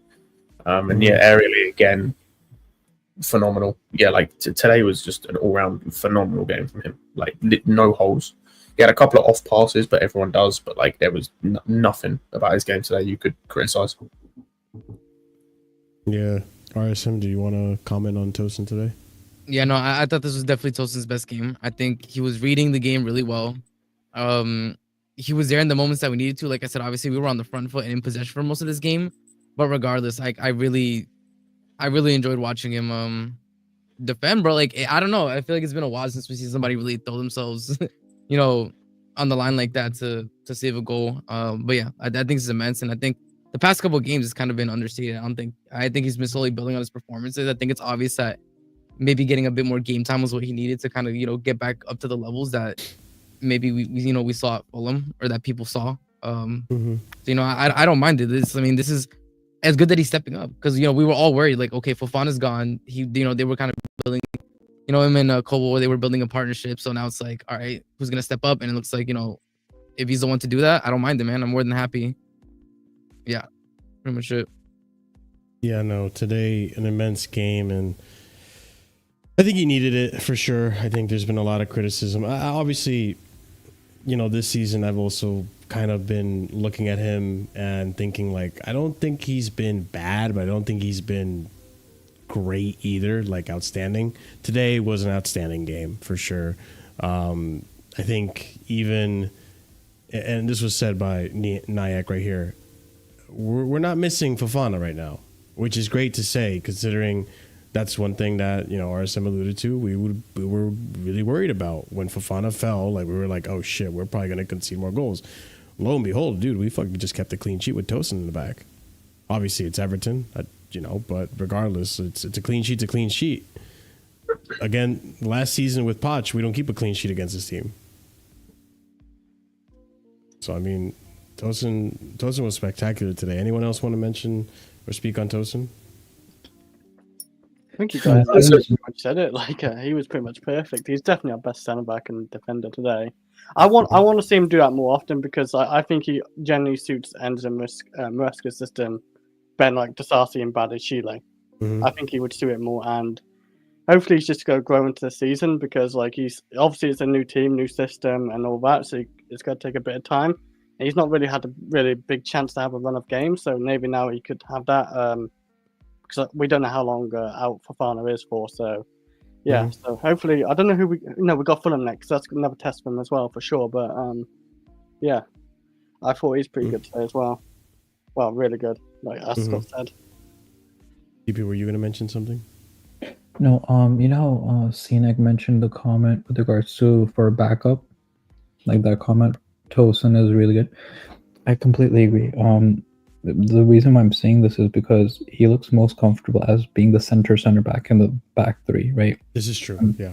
The problem is Colwell's right beside him, and we think Colwell is not great at covering wide spaces and is also good at center back. That is the issue, right? If Colwell was great at wide spaces, then this partnership would have been freaking amazing. You're telling me Tosin in the middle of Fofana when he comes back on the right.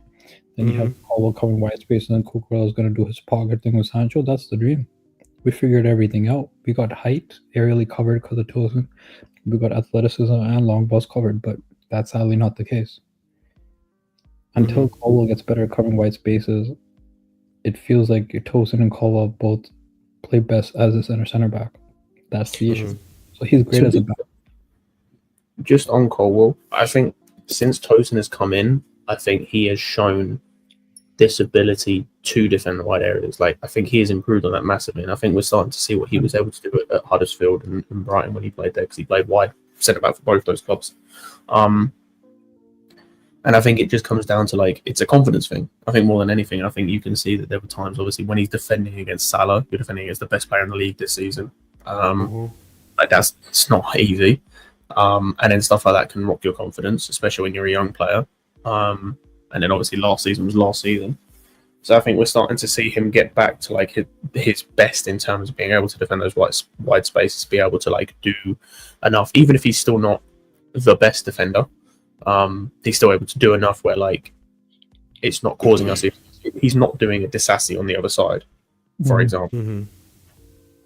Yeah, Colwell has better support around him as well, like from his other players. You know, last season he would have been playing with Sterling on the left, and he doesn't track back. Sancho does the job.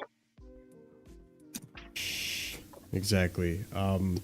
And one thing, I'll read this tweet out right now. Tosin Adarabioyo registered more successful passes, 102 out of 111, more successful long balls, 8, more clearances, 5, won more defensive aerial duels, 2 than any other player for Chelsea against Everton. Block of the season as well, and that was an amazing block for sure. Definitely saved us there.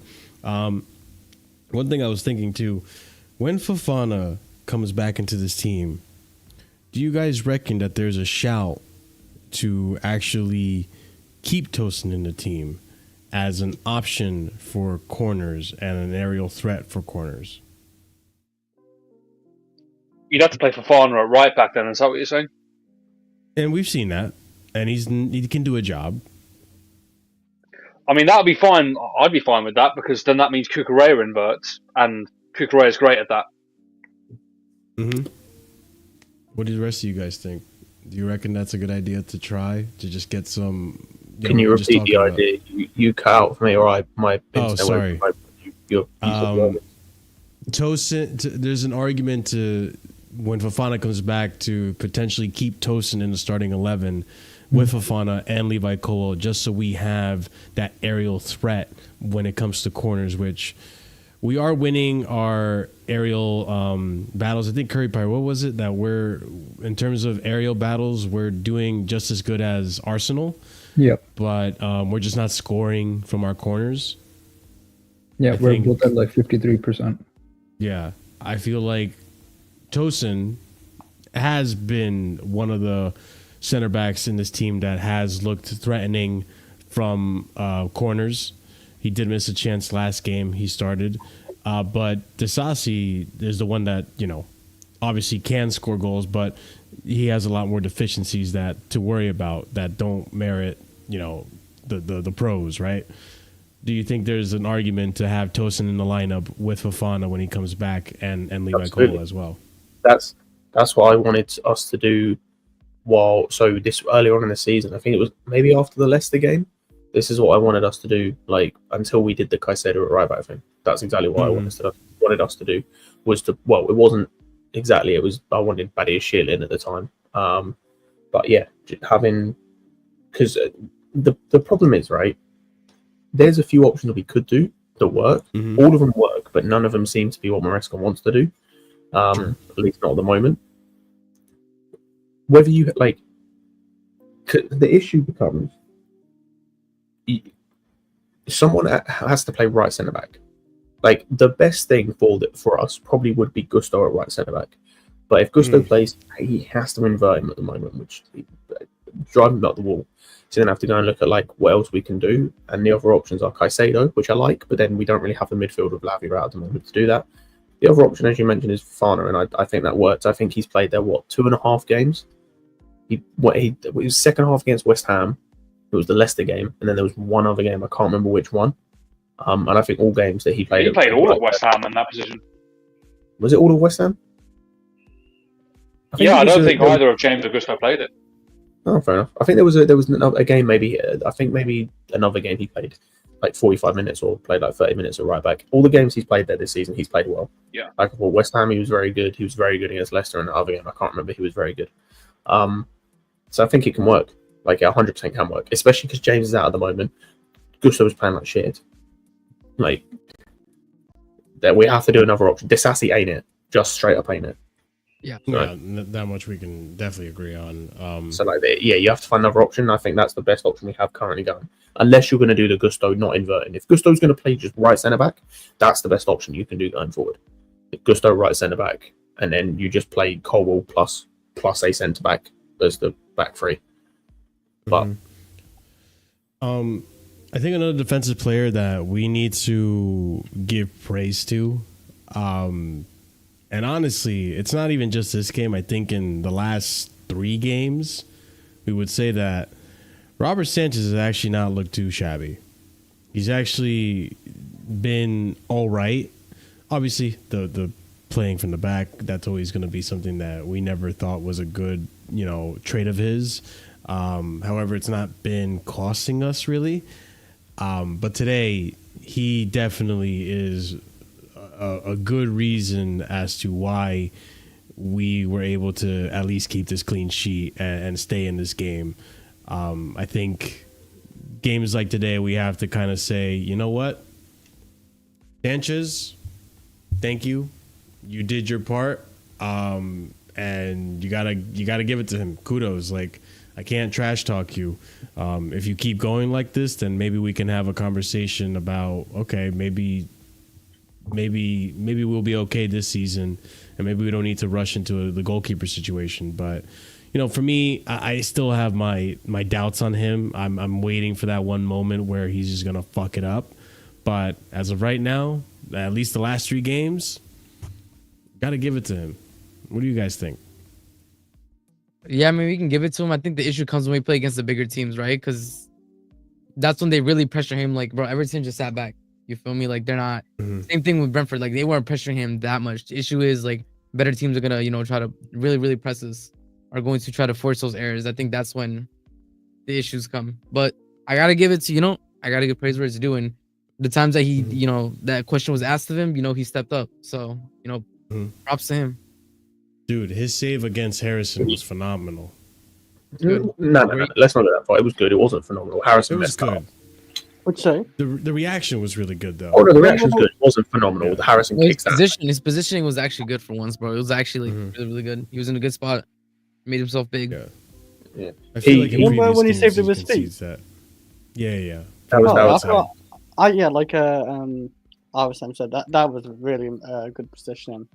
I thought it was a really good save, though. He really saved us. I mean, that's what you expect from a top keeper in a top club to do, and in some sense, to like pull you out of it. But yeah, at least Sanchez did that today as well, because it's rare to see a good game of Sanchez for sure. I did think he was quite potentially like man of match with Tosin now. I thought one of the two. You could say Tosin for sure. What are you gonna say, Scott? I'd say he had a good game today. He still does dumb shit. Like, his decision making is still woeful. There was a moment they had a free kick. I think he collects it and just throws out to Jackson when Jackson was 1v3 and no one was ready to receive the ball. Because I remember that, because I think it was like Sancho, Palmer, and one other person just turned around and started shouting at him after Jackson loses the ball. So and we're actively telling him to calm it down, slow it down. And then there were other times in the game, like RSM said earlier, where he'd pick the ball up, we'd have a counter attack possible, and he'd just slow the game down. It's like, nope, that's when you need to be quick. That's when you need to throw it out. But in terms of saves, it's a typical Sanchez game in terms of the actual goalkeeping stuff. Like saves, he was very good, but the distribution and decision making is still utterly atrocious. Can I ask you guys this? Do you guys think that? And I don't think it's going to happen, but this is a hypothetical, right? If Sanchez can at least maintain the form he's been in the last 3 games for the rest of the season, and again, this is just hypothetical. It's a big if, too. Big if, yeah, it's a big if. If he maintains his form for the rest of the season, do you guys reckon that he won't be as much of a liability for us when it comes to either going for the title or maintaining top 4? Nope. I believe we can get top 4 with him, no problem. With top 4, yeah, I agree. Oh yeah, no, top 4, I'm not worried about whatsoever.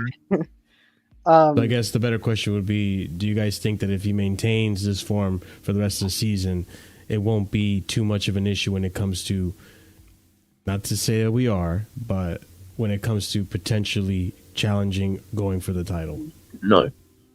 Well, I mean, if he performs like this and games like this on average, he gives us I don't mind the bad kick as long as it doesn't cause a mistake to a goal. Because bad kicking, what'd you say? He can't keep this form up. We've already seen this. I actually don't think so. I think he's gonna have a mistake in him again or two.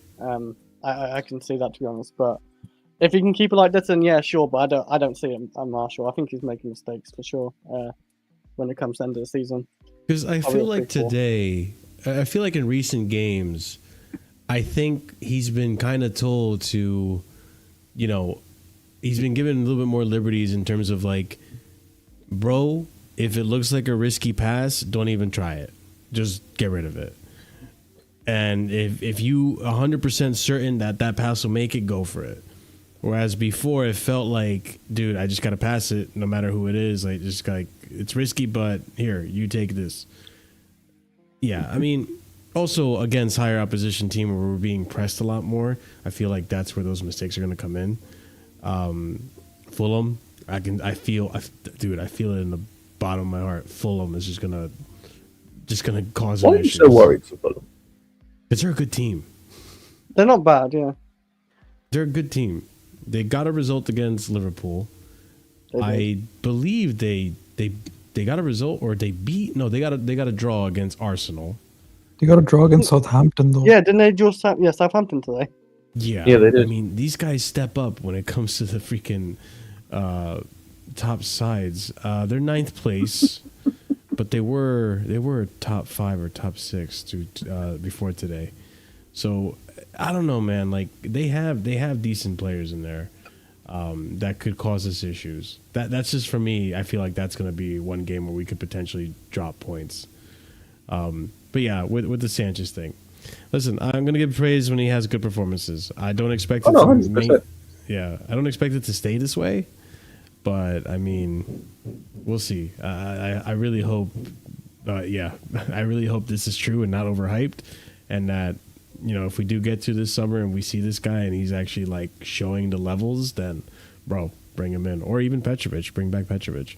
No, hang on. Oh, I'm glad you brought that comment up. Don't ever mention Penders and Courtois in the same sentence again. That's literally what they're saying, bro. Yeah, Penders can never chat to Courtois ever. One was, I haven't seen at the same team, in the same team. One was the best goalkeeper in the league at 17-18, winning league titles. The other one is currently 20 years old, making B team appearances. It's because he's tall. No, he's 18. Penders is 18. He's not.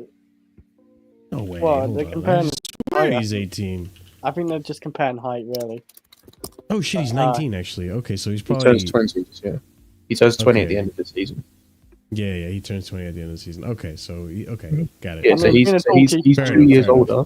He's 2 years older than Courtois was when we signed. He was 2 years older than Courtois was when Courtois was playing this team, and Courtois was the best goalkeeper in the league that year, playing for the title winners. They're not in the same bracket. They're not even in the same atmosphere. Because Courtois made us make that decision to replace Czech as well, and Czech was still good in good form in his prime. Like he went to Arsenal, won Golden Glove. Like, like Courtois was levels at a young age as well, and I don't know if we can compare Pendas to Courtois because Courtois is just a generational keeper. Sadly, he was a counter then to us. So, I think there's not much to say in terms of what's left with the defense. We spoke on Gusto and DISASI. I think you had some choice words though, Scott, for a certain Jadon Sancho today. Yeah, he wasn't great. I think first half was like, I didn't blame him. As I said, like I didn't really blame any of the front three because of what the like center of the park was doing, the nonsense the center of the park was doing. But the second half was just not good. Like the second half it changed. He got support because Enzo started pushing up more than we had in the second half. And obviously you don't have Gusto there. You got someone who's more naturally like in that position and can help. And even so, like. He just didn't. He was playing against a 39-year-old Ashley Young, and I think he beat him on the dribble like once. And then Seamus Coleman came on, and then 36-year-old whatever he is, Seamus Coleman came on, and then he did nothing against him. Like it was bad today. Specifically second half. First half I'll allow. Second half was a bad, just not good. Do you guys reckon that's because Cucurella wasn't there?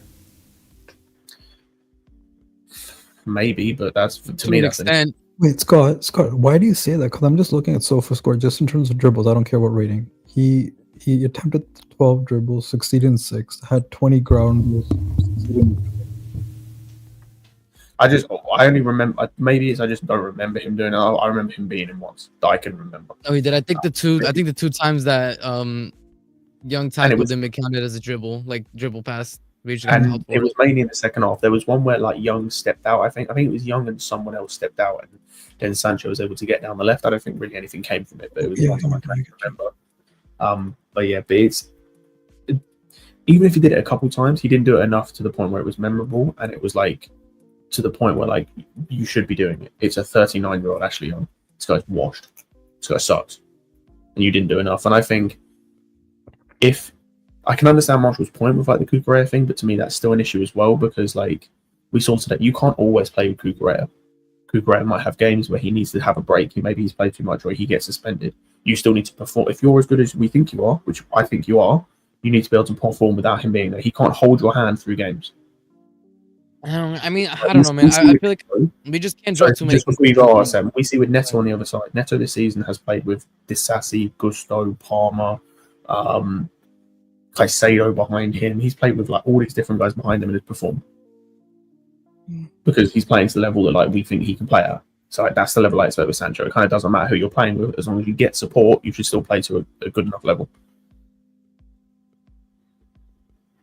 Yeah, but isn't it because they're two different types, right? Like Neto goes at defenders, whereas I even said this when we got him. When Jamie disagreed, I said he's best with combination with his fullback, and that's what he is. He'll dribble past him, and no doubt, but he's best is when he's doing combination plays with his fullback.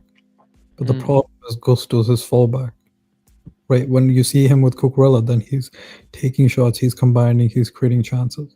That's the thing. No, I hear that, and that's why I say I think first half he wasn't getting that. But that's why I say the second half was so bad for me because he got that with Enzo and did nothing with the like that. He got someone who was starting to give him more support, was starting to give him passing options.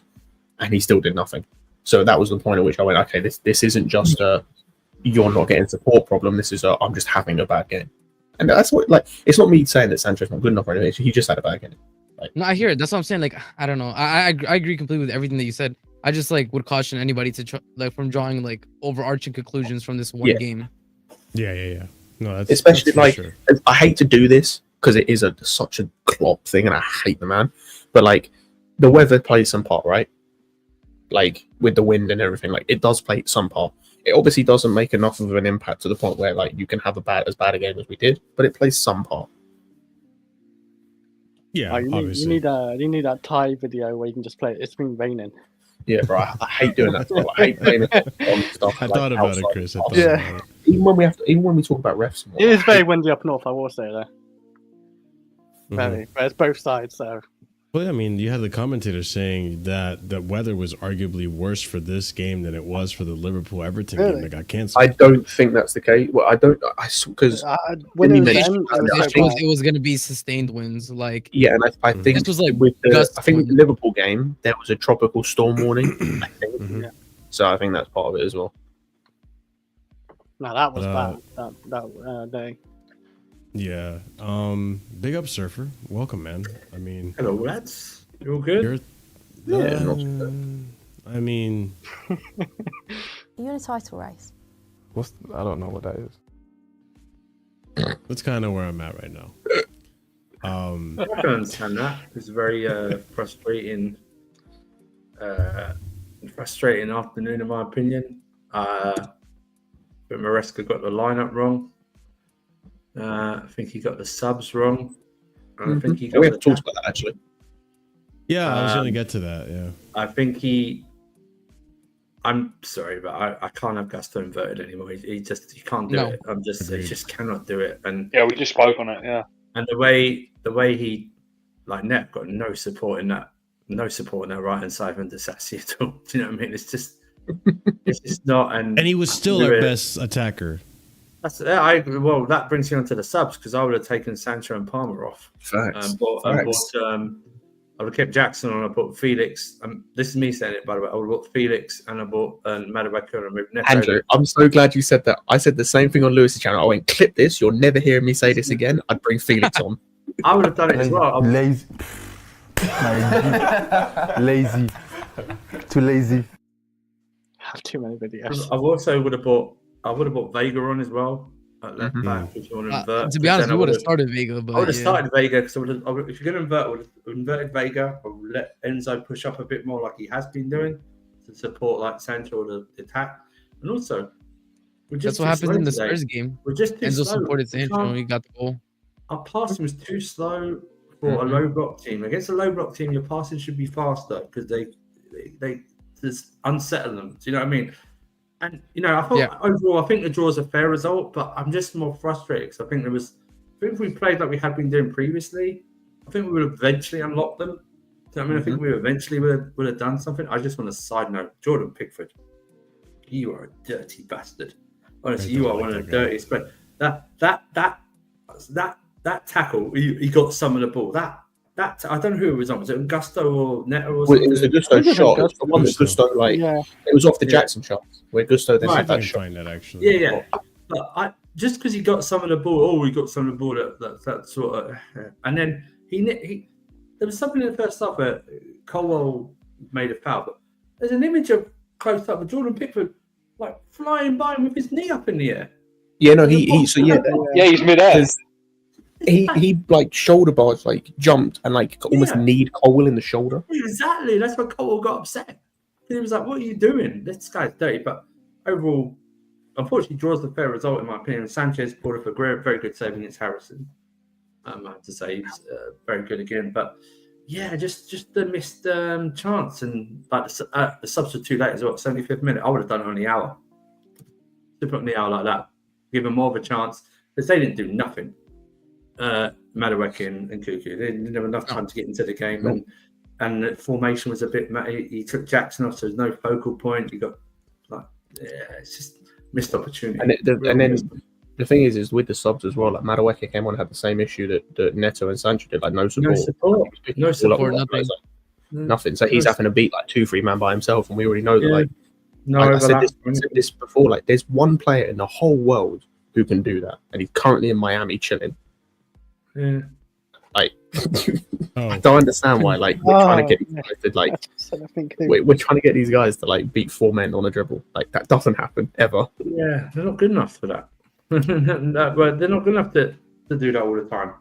That's the problem. It's like I don't even know why we played like that because we didn't even invert because Everton didn't do anything apart from that Harrison chance. I mean, they weren't we weren't overwhelmed in midfield or anything like that. I mean, for that, it was just a real missed opportunity. Do you know what I mean? It's like sit there and go, why did you change your tactics? Why are we playing so slow? We haven't played slow like that for probably since like Man City at home or something like that. Do you know what I mean? Just real, like I'm not angry. I'm not. Oh, I'm just frustrated. So, you know what I mean? We knew what they were going to play. They were always going to play a low block, the lowest of low blocks. They're always going to play. I mean, this is a mad thing. Pickford, they've done against Arsenal and Chelsea. Pickford's not man of the match in both matches. That's the madness of it. Do you know what I mean? You know, it's like we didn't do anything that second. I can't even remember even like a shot or anything in that second half. I can't remember we just doing anything. No. No. And take Palmer if he's not playing well. Take Palmer off. I don't get this thing as like 100%. There's been games where I've understood him staying on because he's the only guy that's going to do something. He wasn't doing anything in the game today. Like at no point was he going to do anything in this game. Yeah, he's poor, very poor, and like Jackson had a chance in the first half that was behind him.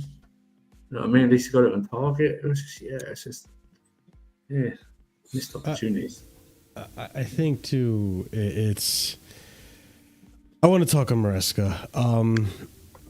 Why do you guys reckon he waits so long to make these subs? It's not the first time. And this time it was one that it was like, okay, now this one may have cost you the game.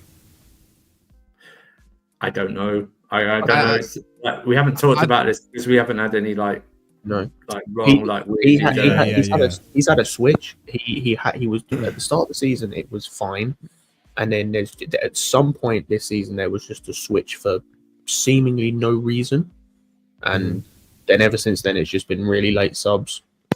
My thing is like, I think the reason why he doesn't is because he gives them a game plan. If he thinks that the squad on the field can implement the game plan, then he gives them the time to see if they're able to do it.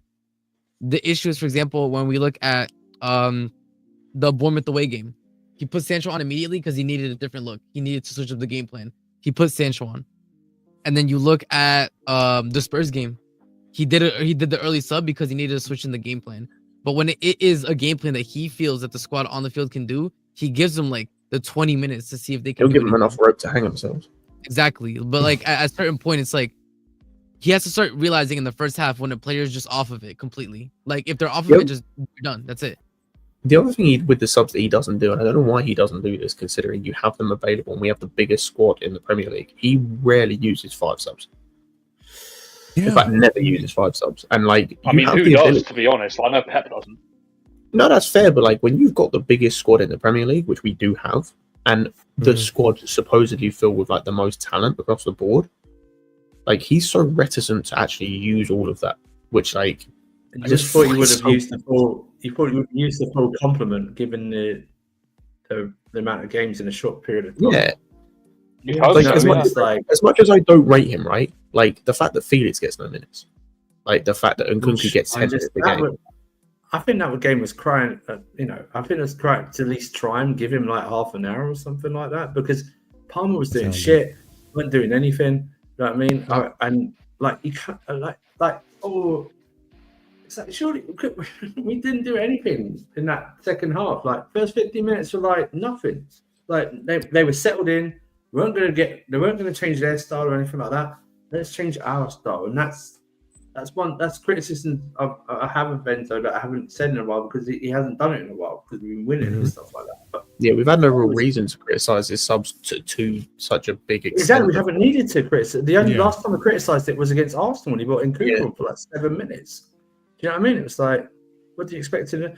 He thinks he's found his team, so from now on, but the thing about but you say that, but it's like what RSM said, like against Spurs, changed it at half time. And this is probably the first game this season that I've seen us come out in the second half and we weren't at it. We usually bang at it in the second half. We actually got worse the second half. And we go for it. I disagree with that. I feel like we got worse. I think we got better. I think we sped up a little bit. Like there was way more movement in the second half than there was in the first. But I think that's because like of the switch with Enzo actually going further up and Gusto inverting. And Palmer was getting a bit closer to Neto, but it still wasn't good. Me saying it was a better second half, bro, it was still terrible. Like, it is not high praise, bro. Shit. No, yeah, it's compared to shit to shit. Bro was in hell, bro. Yeah, just a terrible performance, like across the board from like so many of the team. Like even some of our better players, like Caicedo today. I know we haven't touched on him. Like for his standard, today was a bad game. But what we expect of him, from what we've seen all season, yeah, from what we've seen this season, like considering we've seen like elite talent and elite level performances, it's not me saying he was awful, but it's like considering he's put in 9 out of 10 most of this season, this was like a 6. Bossing it like he normally does. Yeah, this was like 6, and it's like. Passing was awful from him. Like terrible. Even got caught on the ball a few times. Like in terms of possession. That's the thing. We've rarely seen him get caught in possession that much. So yeah, it was just not a good performance. I disagree. But again, midfield did their part. I didn't think midfield did their part. Yeah, midfield was horrid. I disagree with that. But this is why I say as well that I think first half was worse. The first half that midfield was shockingly bad. Like. Enzo, like, yeah, I was gonna say if Enzo Fernandez, I'll say this again: if Enzo Fernandez is not passing the football or doing stuff in the final third, he offers nothing to this team. Off the ball, he's really hard to watch. Did you not think he did better defensively today? I thought I noticed more defensively in tackling. There was one point he tried to break. I don't think he like did like amazing. There was one point. Yeah. There was one point he tried to 2-foot someone for no reason. Oh yeah, I think there was in the first half where he. Yeah, he tried to. Oh no! Wait! You're on about like wait. Okay, I think I know what you're on about. Where they went to go for a shot and he went in from the side, right? And he kind of went in. So it was Ducore. I remember Ducore was on the ball and Ducore like passed it off, and Enzo just slides in late for no reason, 2-footed, and he just happened like he got the timing right in the sense of like he missed him. It was such a stupid challenge to make on the edge of your box. You see, Chris, you say defensively. I didn't think they did anything to us to even have us that defensively. Do you know what I mean? It was like they didn't pressure us or anything like that. They were obviously playing counter attack when they could, but it's like I didn't think we needed to be that defensive against them. Do you know what I mean? It was like Harrison shot and Tosin blocked. Why was he our best player on it? Yeah, SofaScore has him as our best he was on SofaScore.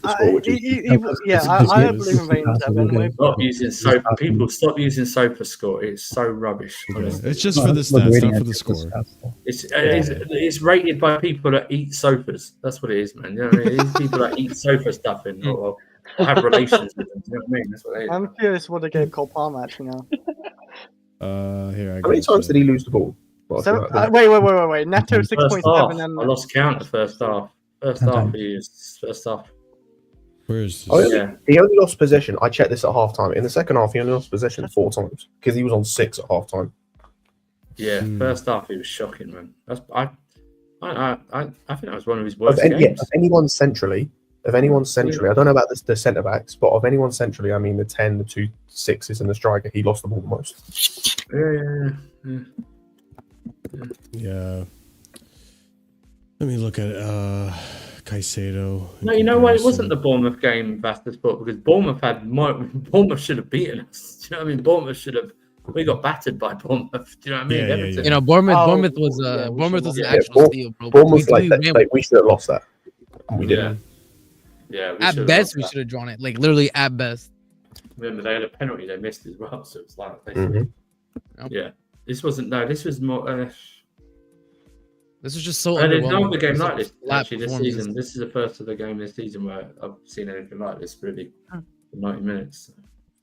I'm really hang on. Do you know how I can tell you? Put that down. Close that.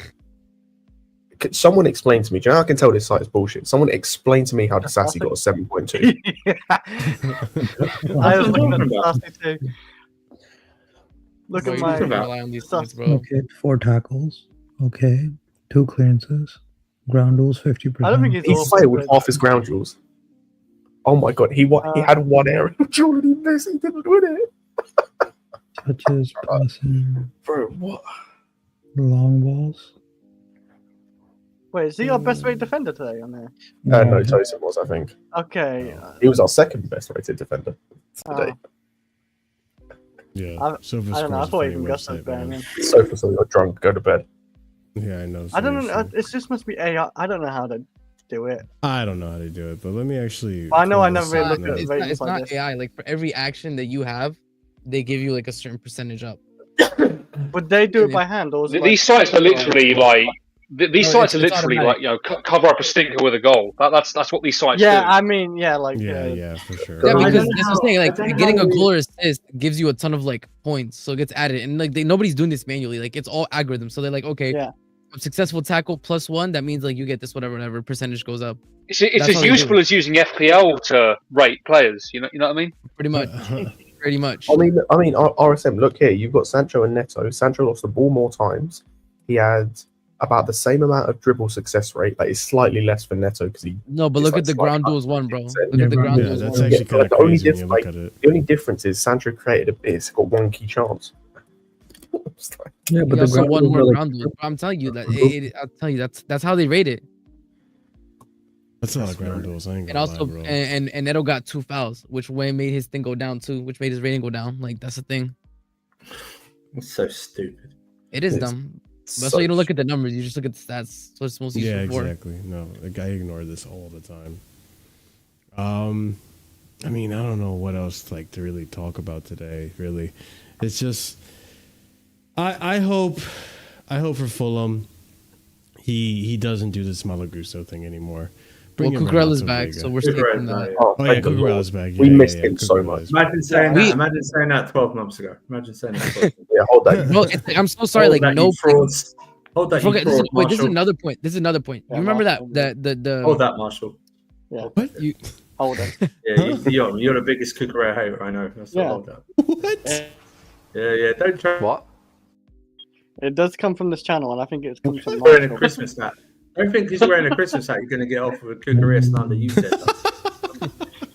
Not working with I me, love brother. Cucurella, man, but That's a lie. He won't do it. Nah. Fulham's a totally different animal the way they play. They're not going to do a low block like Everton No. did. So it'll be No, tough. they're Fulham, actually bro. today. Fulham had a stinker today, bro. They couldn't score a single goal at home against Southampton. that's Yeah, but embarrassing. we get there's some bougie things happen on Boxing Day games over here. Do you know what I mean? It's like Definitely. we just need to win and no, Liverpool playing Leicester, so it doesn't matter what Liverpool beat them anyway.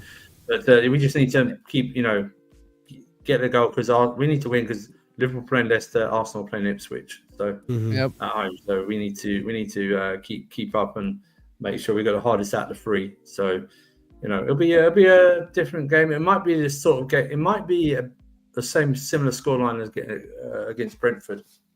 2-1. 2-1 job or something like that. It might be even a similar type of game as well. But This game is one where we're glad the Cucurella's back, bro, because against Fulham's front line, bro, I do not want DISASI running back at goal, bro. No. Just know right now, man. Like I can't see that. And that's another thing about Gusto inverting. Gusto's best thing that he has is the 1v1 defending. He's really good at 1v1 defending. When he inverts, I think he doesn't have the presence of mind like Cucurella to get back in time. There was times I remember the opportunity that Sanchez saved. Bro, Gusto's literally jogging back into the box. Brother, can you run into the box, please? I just think if you're going to invert and the only option is Gusto, then don't invert. Don't invert him. I Bro, mean, if you're not invert gonna Vega. That's don't the whole point invert. why he's here. Don't invert. Or play Vega. Vega can do the inverted role. And the thing But with he Vega, doesn't like trust Vega. the thing is, like, no, even if you don't trust He needs Vega, to start. at He the needs end to of the day, get bro, out of his mind then, because Gusto. he has we've seen Caicedo Gusto next now. to Viega, bro. Caicedo's gonna be there at least to clean up if Viega somehow messes up. Yeah. Gusto's played. Listen, Gusto's is a good right back. Probably become a great right back. But some people if you overload their mind too much, His mind doesn't you'll work. see the performances that we had today. And he's Yeah. so right-footed. It takes away any momentum or any forward thinking because he has to swivel back on that. And also, he doesn't have the talent to do a through ball like several times that he tried to do today. There were some basic passes that he was just messing up. I remember. Yeah, he's a good player. Just if Cucurella's not there and you're not going to play Vega, then don't invert. Don't invert, or just put Caicedo right back, bro. Like if it comes down to it, if we're that down bad. Yeah, and it's frustrating for me too with Malagusto because after the last match, I was thinking, okay, maybe he needed to be benched for a bit to kind of motivate him a bit. Because against Brentford, he played pretty decently in the right back role. Obviously, left back is different, but in the right back role where he was inverting. But today it was just, oh man, back to freaking default, and it's just frustrating. If next game, that's on Maresca, by the way. It's not on Gusto. It's on Maresca. No, yeah, I mean, we're asking him to do something that's not in his locker. Yeah, the same thing with DISASI too. Like, I just don't like. I get it. DISASI isn't doing the bare basics. He's not offering anything outside of the, outside of defending. Adamatore is not starting for Fulham. He doesn't start for Fulham, hardly. So that thing against Cucurella against Adamatore is not going to happen. I think Cucurella will handle it. Even if he did play, I think Cucurella can handle Adamatore anyway. So yeah, I'm fast. Okay, I do the technique. You know what I mean? He'll just do the technique.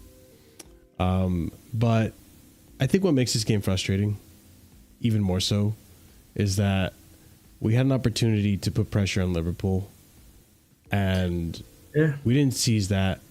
And not only did we not seize that, Liverpool saw that, and they took advantage of the fact that we dropped points and absolutely demolished Tottenham today.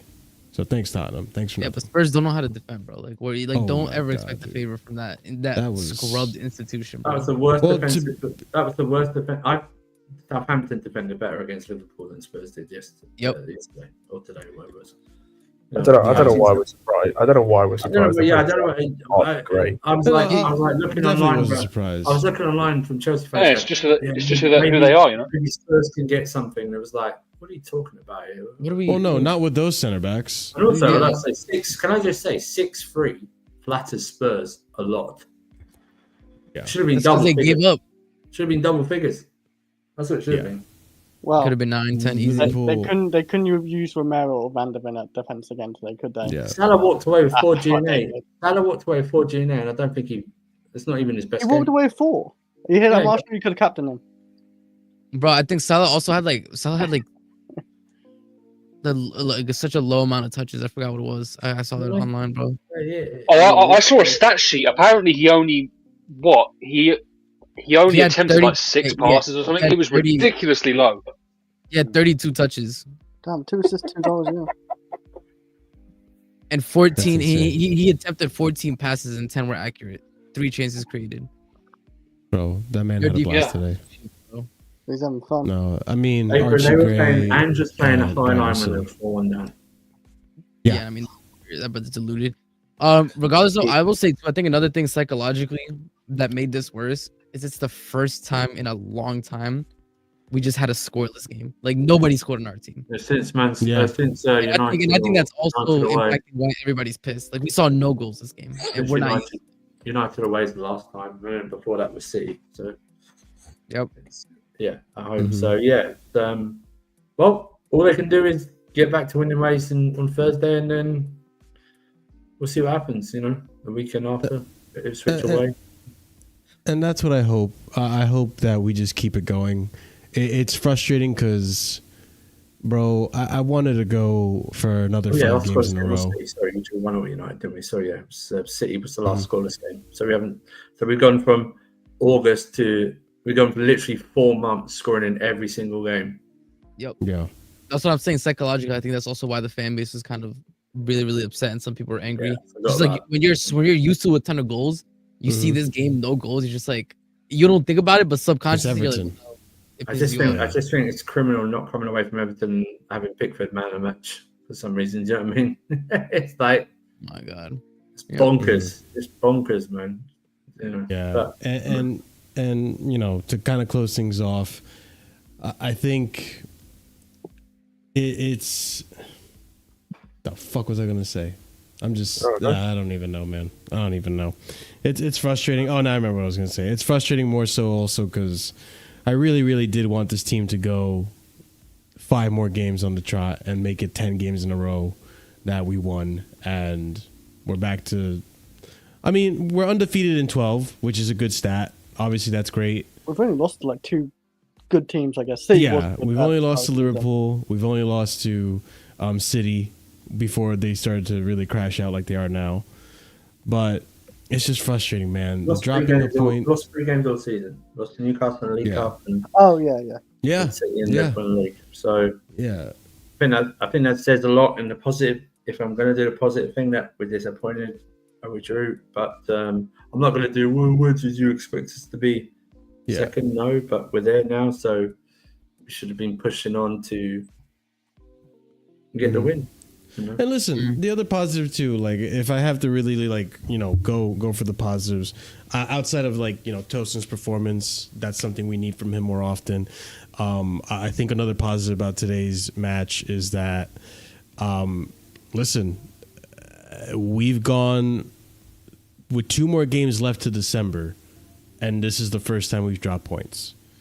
And that is a massive improvement from Chelsea of the last 4 seasons. Again, that's always been, since the Conte League run, that's always been a month where we can't keep it together because of the fixture congestion, because of the schedule and how it's set up.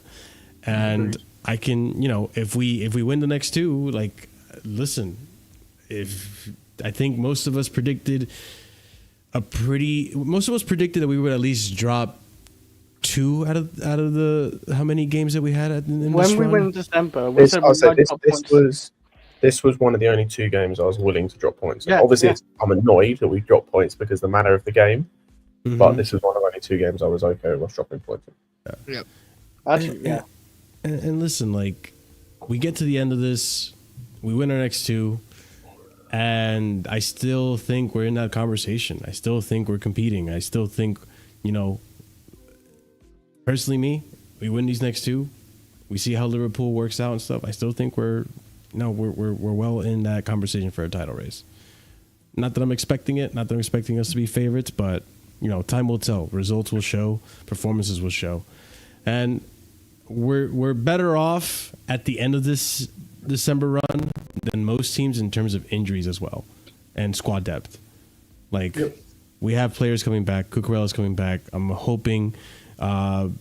Fofana and not Chilwell. Jesus, what am I saying? Fofana and Reece James will be fit soon as well.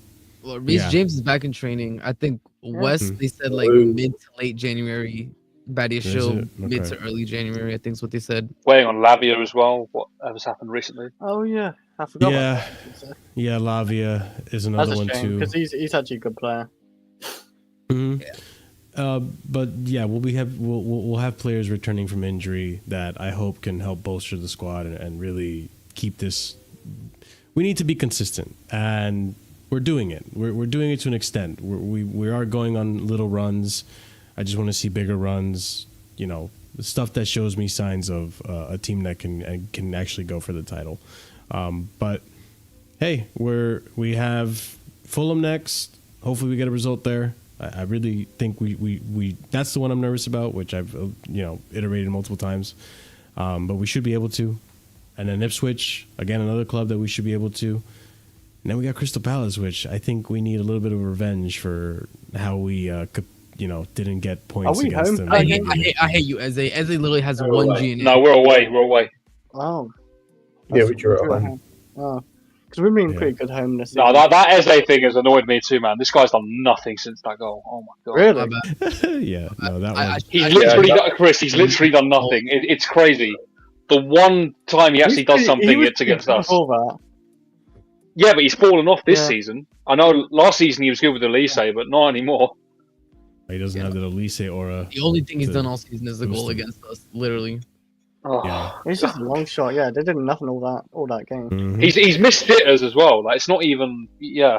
Oh yeah, I see. Missed sitters against United. I remember. It's United.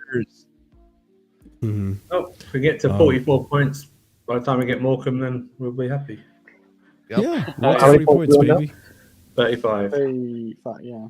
We're getting there. Road to 40 points, baby. We're almost there.